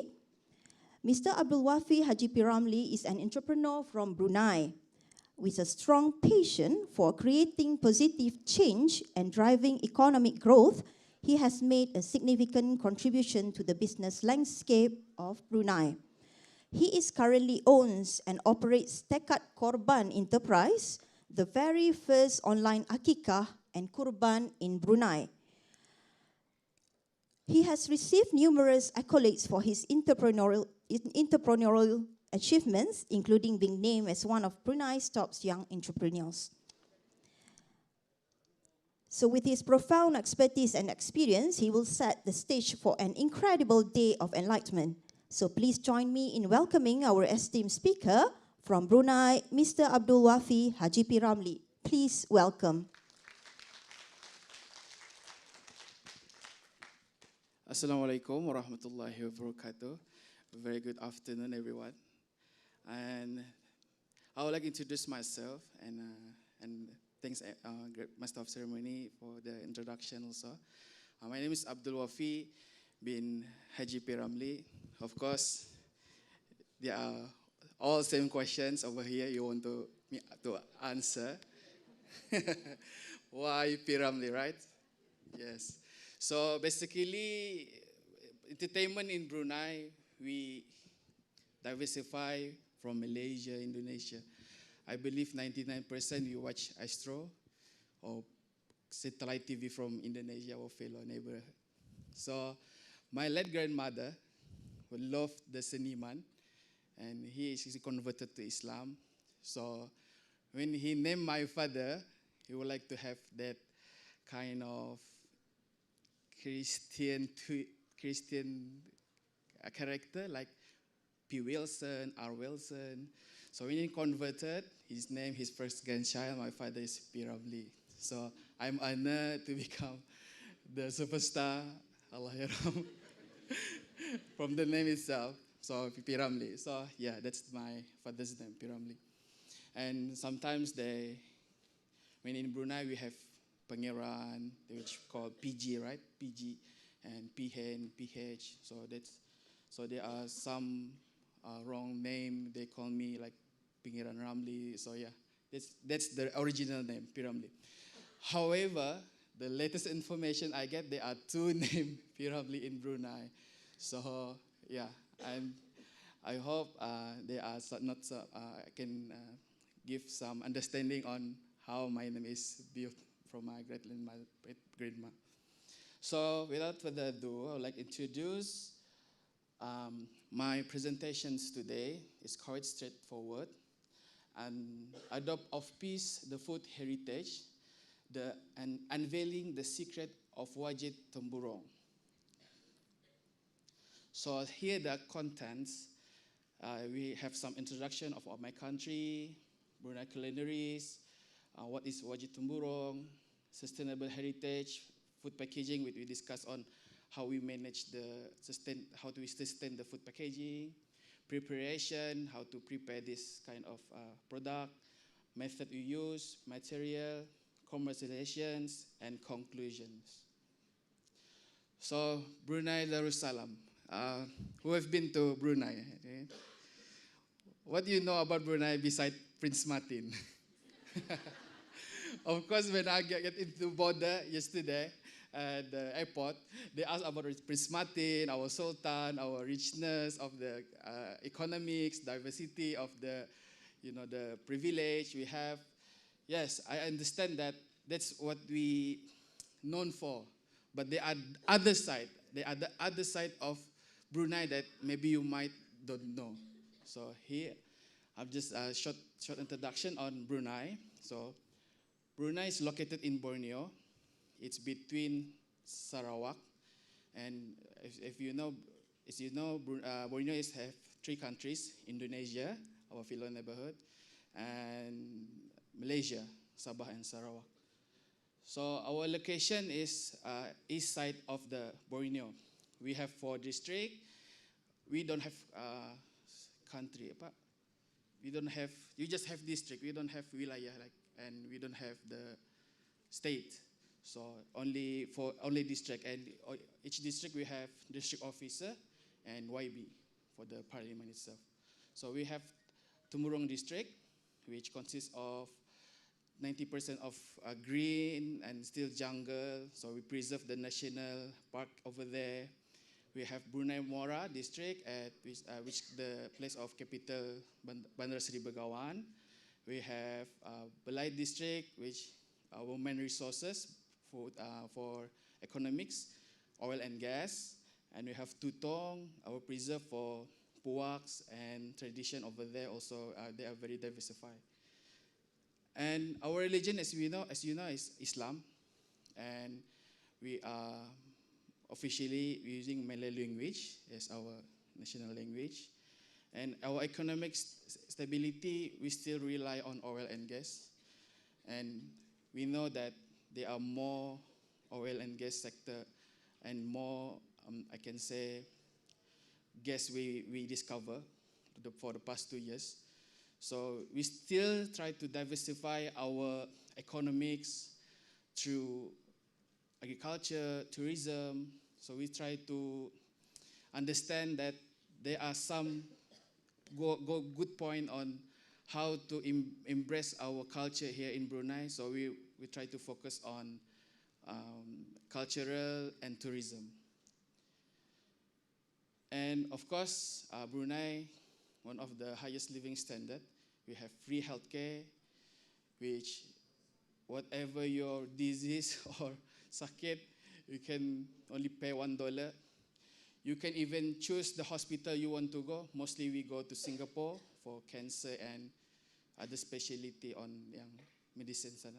And you can bring 2 escort for you. They give you allowance, 150 per week. And approximately, they will spend around 200,000 for one person or one each patient. And of course, we have free education. We only pay for the fee. They provide all the books. Of course, we have allowance, whatever the allowance that we have. Of course, since the pandemic, there are some cut off from the allowance and some of the privilege we have. So I think we believe we have been through the condition of COVID-19. So Brunei culinary.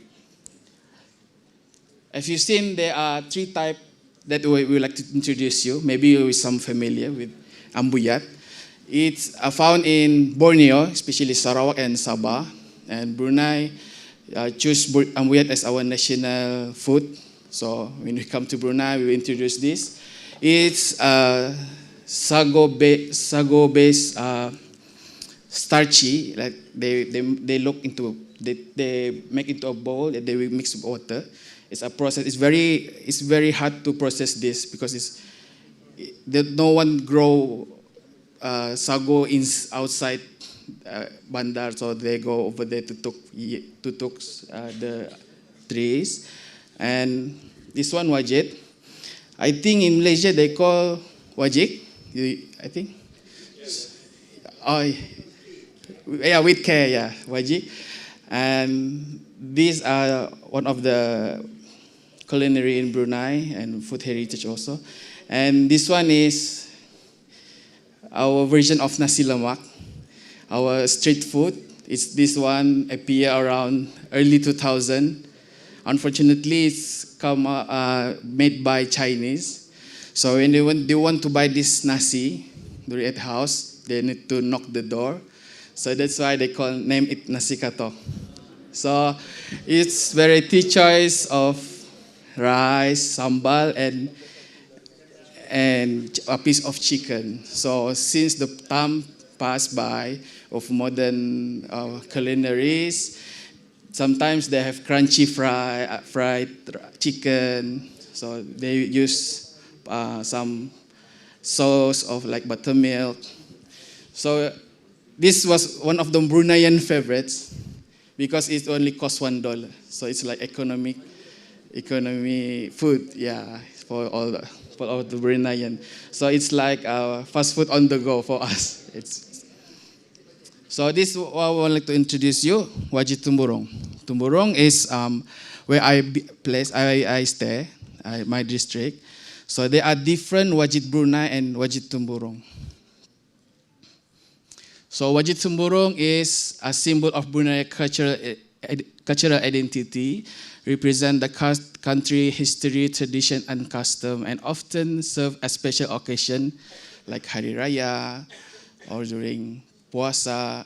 And mostly we serve this wajit on wrapping daun. It's called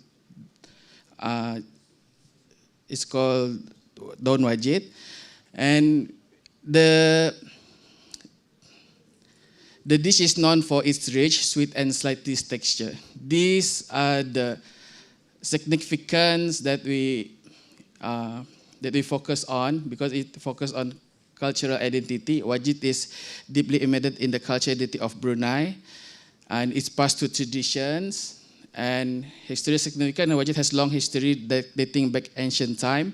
It's back to during Majapahit times where we trade, because long time ago we don't have money to trade. We trade ingredient or resources. So we trade rice, we trade this kind of material that we need to provide. Community connection, culinary diversity. Of course, there are different regions and communities have their own varieties and preparation. And wajit also one of the unique ingredient we call wajit, beras wajit. Tourism and culture promotion, Brunei cuisine including wajit is gaining popularity on international travelers. So some tourism we provide, we want to give them experience how to make wajit and when they come to Brunei. These are the making of wajit Tumburong. So this is the how the diversify, how the process when wajit going. So like the plantation, harvesting, processing, and then we're going to product that. There are certain industries, so we just move forward. So these are the network where people beneficial from this type of product. We have distributor, government, vendors, reseller, consumer. I think we just passed this. And sustainable heritage food, it's for culturally appropriate. So food packaging would respect the cultural significance, and what we try to do is, how to sustain is, we locally source the material, so we don't have carbon emission to airplane or imported stuff. And education and awareness, sustainable heritage food packaging is not about material. So we're educating consumer to have some bags so they can reduce the plastic waste. Collaboration, innovation, and of course we try to collaborate like this kind of workshop. We want to share what you guys share the ideas with you guys. So these are the preparation. I think I'm just gonna pass this. This type of preservation. So there are type of refrigerator. We have customers from London last time. They want to pack this wajit because flight from Brunei around 14 to 18 hours. There are many ways to prevent from high pressure airplane. So what we try to do is we vacuum seal the plastic bag, but it still fail because we need to wrap this, we need to put inside the box, we need to keep it cool it down. So the best way actually is just simple. We use the containers. When we use container, we put dry ice inside, so it preserves the level of temperature. So the taste is, I think when it comes to London, last time during Hari Raya, it's all good. The material is quite stable. So what we want to use during, what we to discuss is, we want to use biodegradable material, how how to improve environment sustainability, reduce plastic pollution, lower carbon footprint, and safe for food contact, suitable and composting, and consumer perception. I think they will be discussed later, so we have enough time. So this is how we want to commercialize. These are the type of how we want to engage with our customer. So through this type of commercialization, product development, quality control, packaging, distribution, marketing, pricing, competitive analysis, compliance and regulation, and both partnership, funding grant from the government or personnel. So this purpose of presentation is to share content of small glimpse of Brunei richness in culinary culture, variety despite of its small size country in comparison to other Asian countries. Nevertheless, much its tradition and heritage and all preserved as other. So I think that's all from me, and maybe you have 1 or 2 questions for me to answer. Terima kasih. Any questions?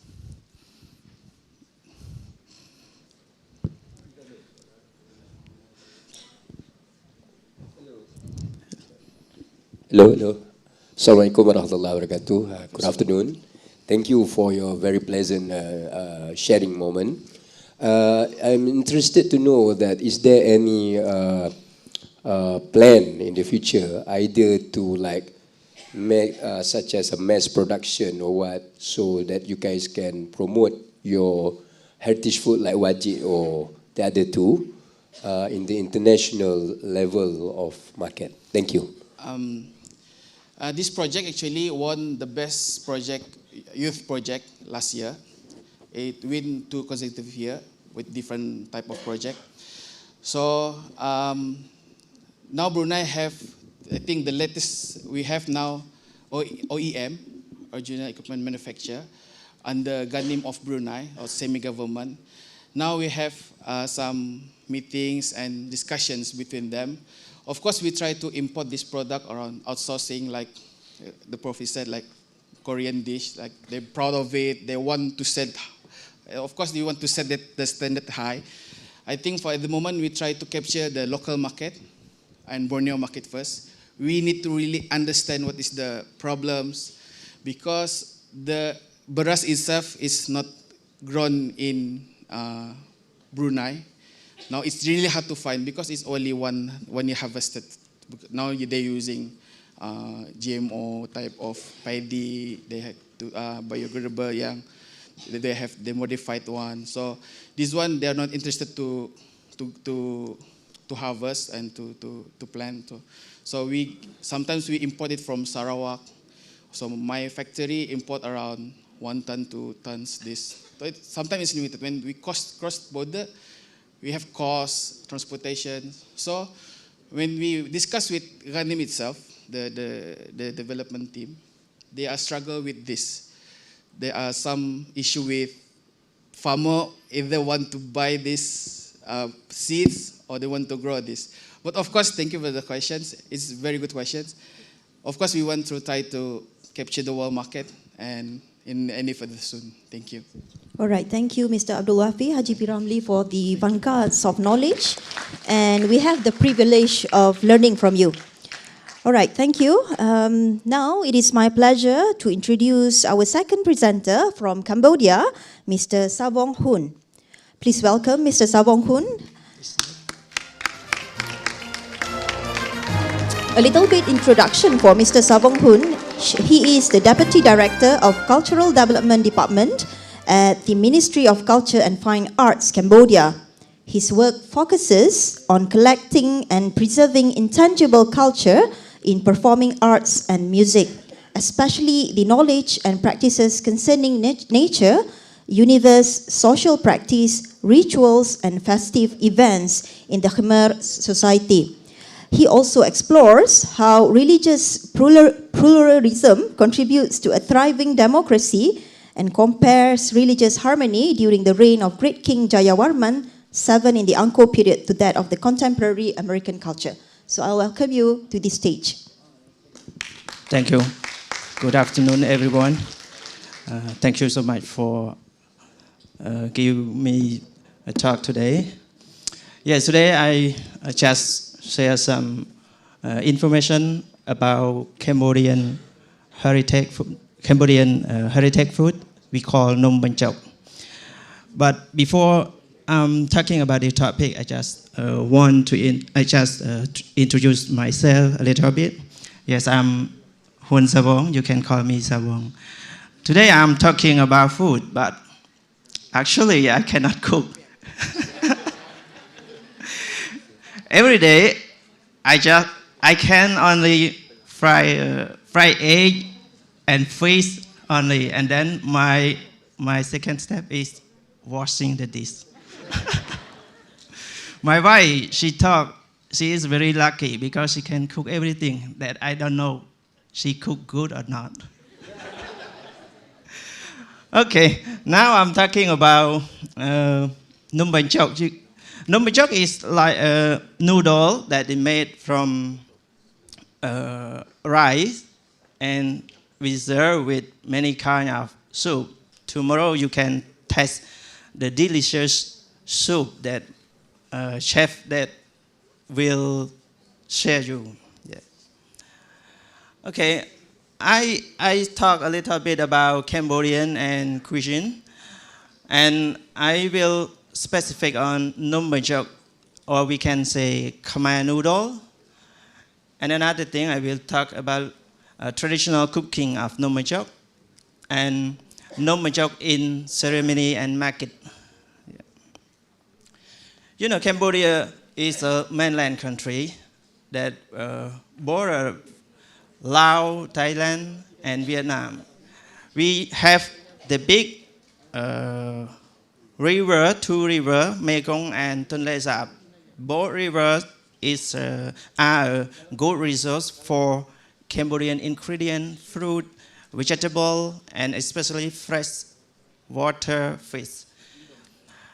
And some cooking food of Cambodian have carved on the temple, ancient temple, and now that method of cooking method still used in Cambodia lives. You can see this temple we call Bayon Temple. It established between late 12th century and the early 13th century. On the cave of that temple, you can see this is they kill the pig, and another picture they grill the fish, and nowadays we still practice the same. Okay. In Cambodia, rice and fish, we can say the main food, main staple for Cambodian people. Every day, Cambodian people eat rice, morning for breakfast, lunch, or dinner. The dish without rice, they feel not enough.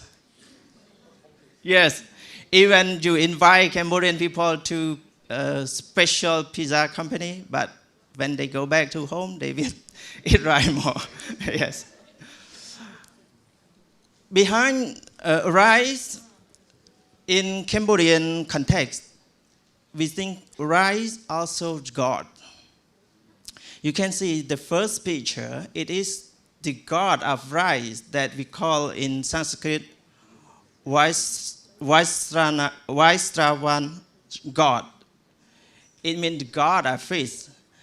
And every year, the beginning of the planting season, they will the farmer, some region will perform the ritual to dedicate to this god. You can see the second picture. It is made from the rice, but they make like the flour.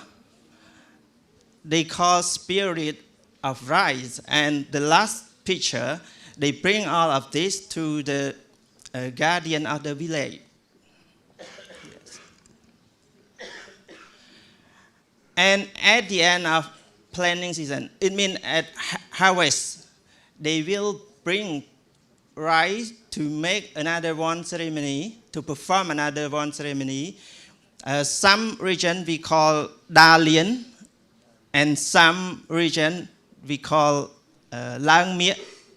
It means they bring that rice to perform in the ritual, in the ceremony. About Numajok. Numajok also made from rice. And we use a lot in ceremony or in restaurant, especially very famous for street food. Yes, Numajok, traditional rice noodle. Sometimes we can say Khmer noodle or Cambodian noodle. It made from a typical uncooked rice, not sticky rice, no more rice.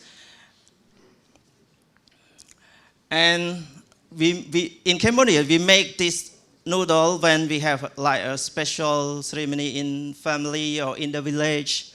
We could not make for lunch or for breakfast every day because we need more time to cook, to make, especially in Numajok. We have many steps to make Numajok, but for soup it's no need for a long time. We just maybe 20 minutes for soup to serve with Numajok. You can see the first picture when we have a special ceremony in family. We made Numajok and invite the Buddhist monk. And when we have a party in the village, we also made Numajok. And this Numajok for street food at the countryside. You can see the ingredient of fresh vegetable, many kind of fresh vegetable like a long bean, banana, flower, cucumber, and bean sprout. About the traditional cooking of Numajok, we have many steps, but I try to summarize from the first step. We put rice in the fresh water, maybe about 30 minutes or 1 hour also. And then the shock rice is rinsed and put back in other fresh water. Then it is ground. The shock ground rice is prepared in another cloth and pressed by a heavy object. It means to become a lump. The lump of flour is bronze until it is totally blended. The blended flour is then shaped up to fit in the street pressing tool. We call in Khmer language pan. They made it like a can, but they put a hole to make a Numajok. You can see the step like this. The first one, this is very traditional way to make it, but now they can make Numajok from a machine, but not a modern machine. It's just like the farmer just created instead of the traditional way. The first one, they grind the rice and then they put a heavy object on that to make water go out, and then they bring that rice to boiling. Just boiling is not for not just for cook, just a little bit cook. Yes, inside still raw, and then they make it break on again and they add some water to it soft and put in pan. We call pan in here, this one, and press it to make a Numajok, and then just put in the bucket like this, the last one. It is not yet for eat, we're still waiting for soup. Yeah. Okay. Yes, we have many kind of soup. Just no more soup. We just put salt and chili. It is very quickly to eat after. It is good for fresh noodle. And this we need some vegetable. This no need vegetable. And this the very good one. We have many kind of soup like curry, like another curry, and this is some law Khmer. We call Khmer soup. Very famous. This one. Yes, Nomajok in ceremony, like I mentioned before, we use a lot, especially the ceremony that dedicate to the rice. It means respect to the rice. We also made Nomajok. Like this, you can see. We offering to the Buddhist monk and also to the village guardian. And here also, this they perform during February, I think. I remember February they make this ceremony. And for the market, it is not, I think, not popular for the Nomajok, dry Nomajok. But this is very popular when they have a ceremony in the village. They go to the market or they ask to the villager that make Nomajok. And sometimes in the village they put on the bicycle and sell along, yes, the village. But now I saw at the market they have dry noodle, and we can keep for a long time. But I think it's not good enough designs, or it is not yet good for export. They just for keep for a long time, but for me, this very good one. The fresh water, the fresh noodle, a very good one. Yes, I have a short conclusion. Nomajok is a heritage food of Cambodia because we never forgot Nomajok when we meet, when we make a ceremony in the village, or we have a small party, as I mentioned before, when we have pizza, but we not forgot Nomajok or rice. Yeah, during the traditional ceremony, they made Nomajok and serve with many kind of soup. Yes, but Nomajok is a traditional method. The skill and knowledge of rice noodle are transmitted by generation to generation. We have no factory, we have no school to practice or to learn about how to make Nomajok. Yes, so it is. I think it is the way to transfer that knowledge also still traditional. Yes. But the dry noodles are just for the local market and are still not yet spread widely in the country. We just found the dry noodle in the city, but countryside, they don't like the dry noodle, they like fresh noodle. Yes, thank you.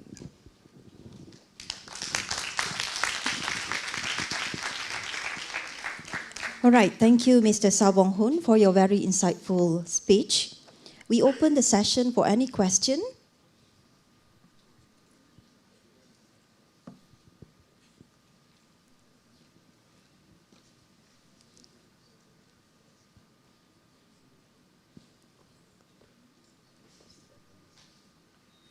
Do you eat this menu as a main course or as the snack? We eat Nomajok as a main course. If we have Nomajok, we can eat full and we don't need to eat rice more.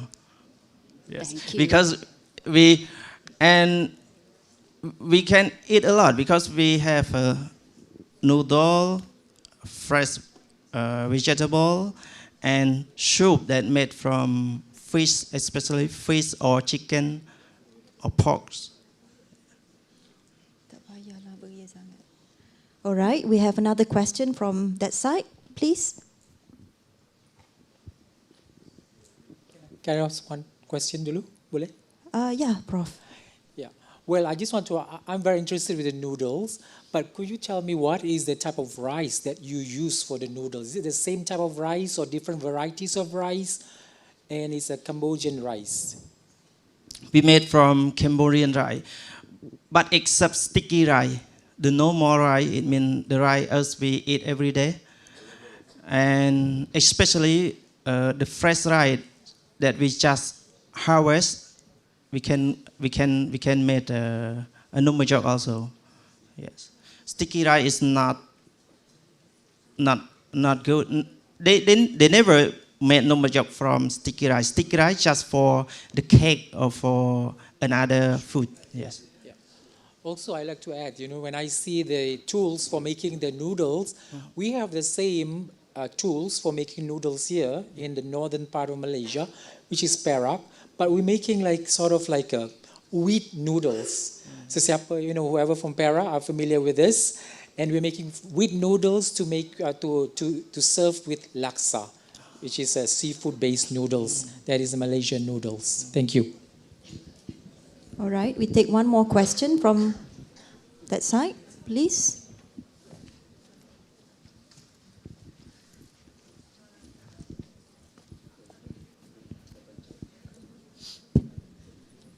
Thank you.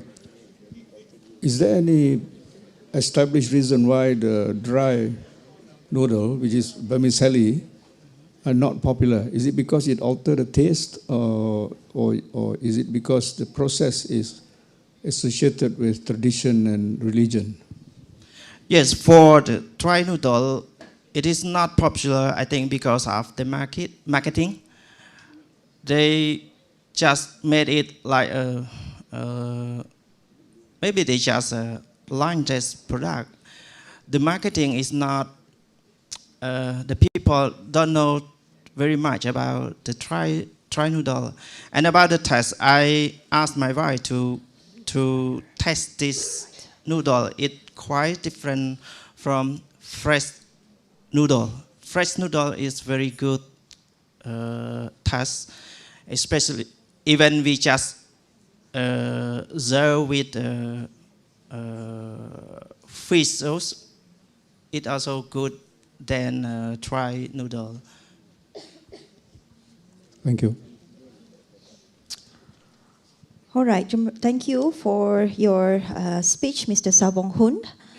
So it is my pleasure now to introduce our third presenter from our neighboring country, Dr. Ari Ambarwati from Indonesia. A little bit about her is Dr. Ari Ambarwati is an assistant professor at University Islam Malang, Indonesia.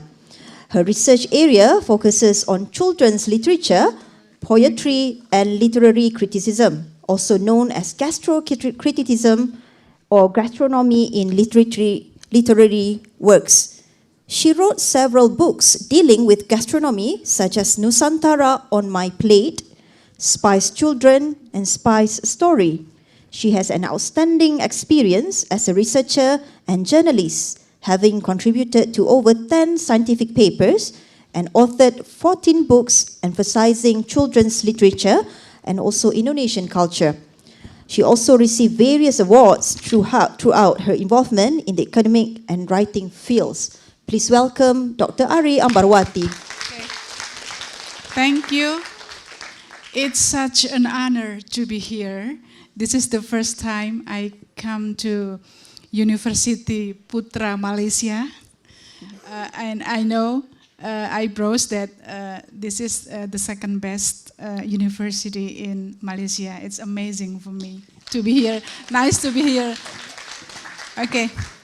I will present my presentation about preservation of Indonesian heritage food, packaging, knowledge from bancakan menu to market buys. This is we call in Indonesia we call Indonesian market buys or jajan pasar. yeah, kui, just like we eat down there. Yeah, this is jajan pasar. Well, if we talk about heritage food is often interpreted as traditional food that indicates pride for country or region because it carries the cultural identity of a region. As you know, that Indonesia have 17 islands, and we have so many different cuisine from Aceh to Papua. We have so many different main dishes, different kuis, yeah. And when we talk about Indonesian heritage food, this day is served as a meal for a communal bangke, just like when we have eating together for Bajamba. If you already visit Minangkabau, Sumatera Barat, West Sumatra, you can find rendang, one of the best food in the world. Yeah, also in Malaysia, rendang is very, very popular. And then this is a very unique, yeah, in eating together in Bajamba, in West Sumatra. Before eating the main dish, all the participants should give their best pantun, just like this. Kalau ada subur di ladang, boleh kita menumpang mandi. Kalau ada umurku panjang, bolehlah datang ke Malaysia lagi. Right, yeah. Pantun also very popular in Indonesia, yeah, just like also in Malaysia, I think. Okay, next. Yeah, sustainable heritage packaging from story to history. About woman skill, rewang, activity of rewang, and local language. I think if we, just like Professor Saharin told, that if the people don't eat heritage food anymore, never see about wrapping of heritage food anymore, what will happen next? Such a big loss is losing of term local language. And I think it's such a big loss. I write it in my book, Nusantara Dalam Piringku, and I will give it to Professor Sahri next. Okay, next. When we talk about heritage food, especially in wrapping heritage food, we also talk about the knowledge handed from generation to generation, especially for the woman.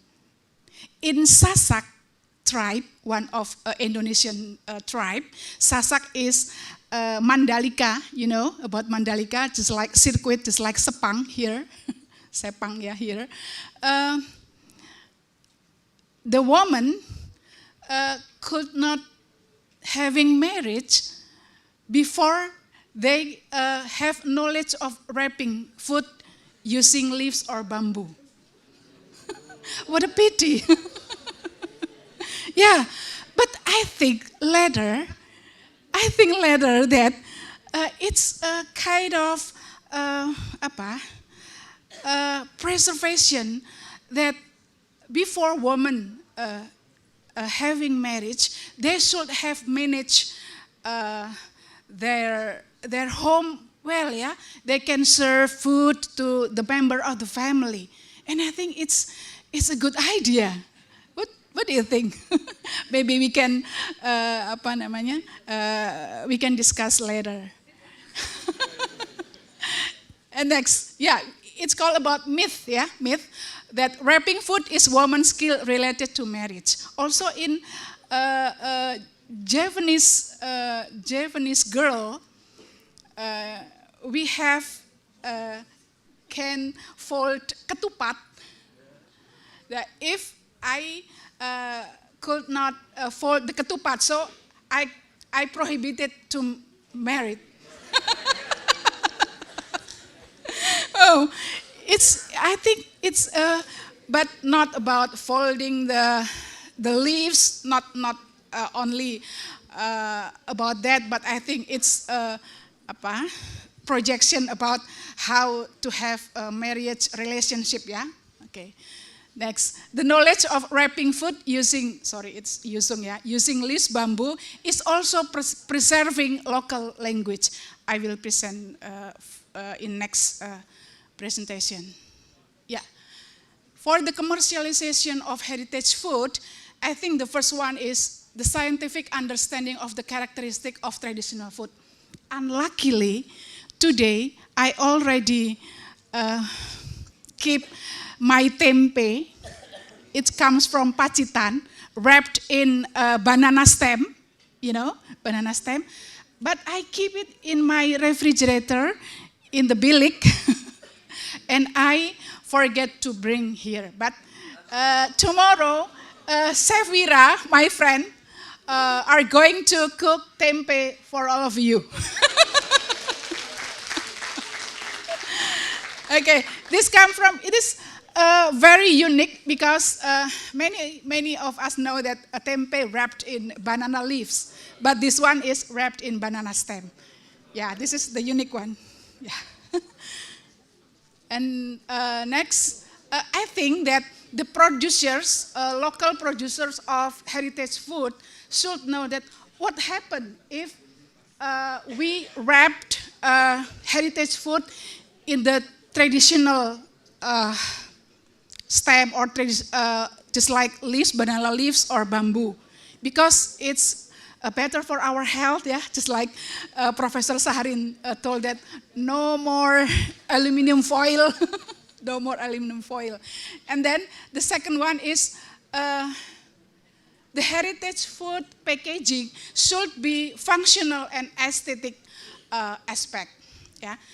I think that the tempeh wrapping could be just like we can extend the ropes and then we take it as a bag, so you can bring tempeh anywhere, yeah, with this packaging. And then the third one is from history to story. Ladies and gentlemen, I also children books writer. And now I have a project to introduce local knowledge, especially Indonesian knowledge about food and drink. So the young children, our children, can read how the travel of the tempeh from the producers to the customers. And I think it is a strategic project that we can collaborate maybe next time, so we can know how the travel about nasi lemak from the mama and then come to the consumers. I think it is very unique and strategic, and keep our food heritage still remembered by the younger generation.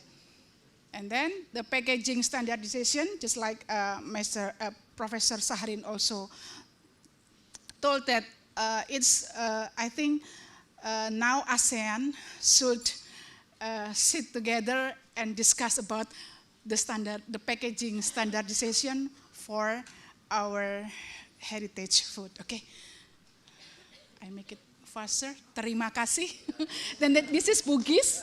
This is Bugis in Malaysian called koci-koci. We eat down, yeah. Okay, for the next presentation, I will present the different, okay? Is it okay, yeah? We have 5 minutes more. Okay. Yeah, sure. Yeah.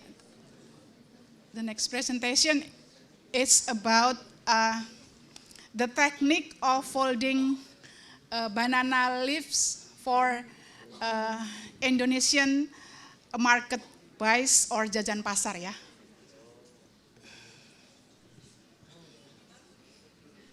Yeah, this one. This in English this called traditional heritage food packaging series ya.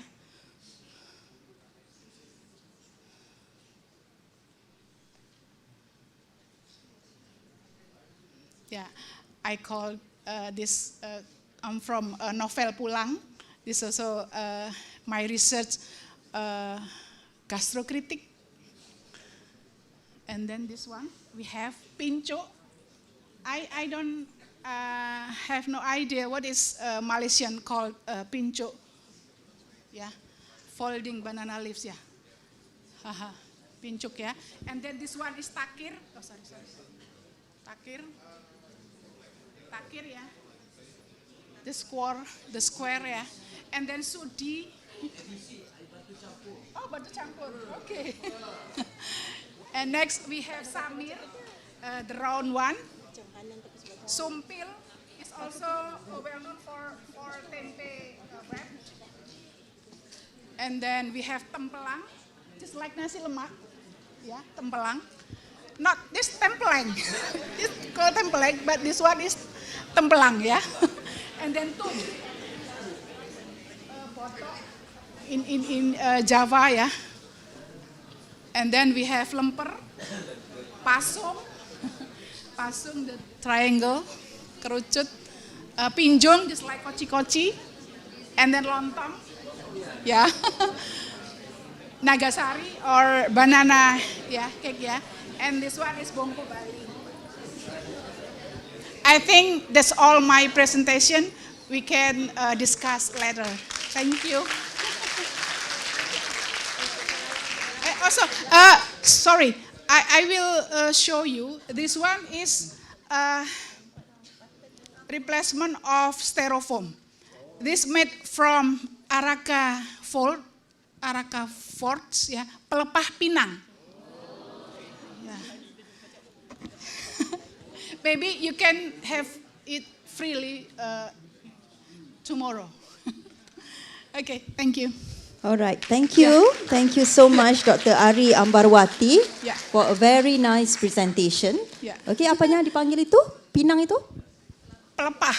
Pelepah. Pelepah pinang. Ya, pelepah pinang dalam bahasa Indonesianya? Ya, pelepah pinang. Okay. Pinang is also pinang ya in Malaysia. All right, thank you so much, Dr. Ari. So, ladies and gentlemen, we are now almost approaching 1 p.m. All right, so and it's time for a lunch break. Okay, we will have basically 1 hour, okay, for a break. And please join us again at 2 p.m. sharp for a continued oral presentation. So please enjoy your lunch. Okay, thank you all.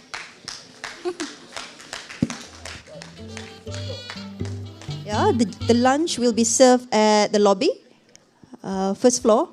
All right, please welcome.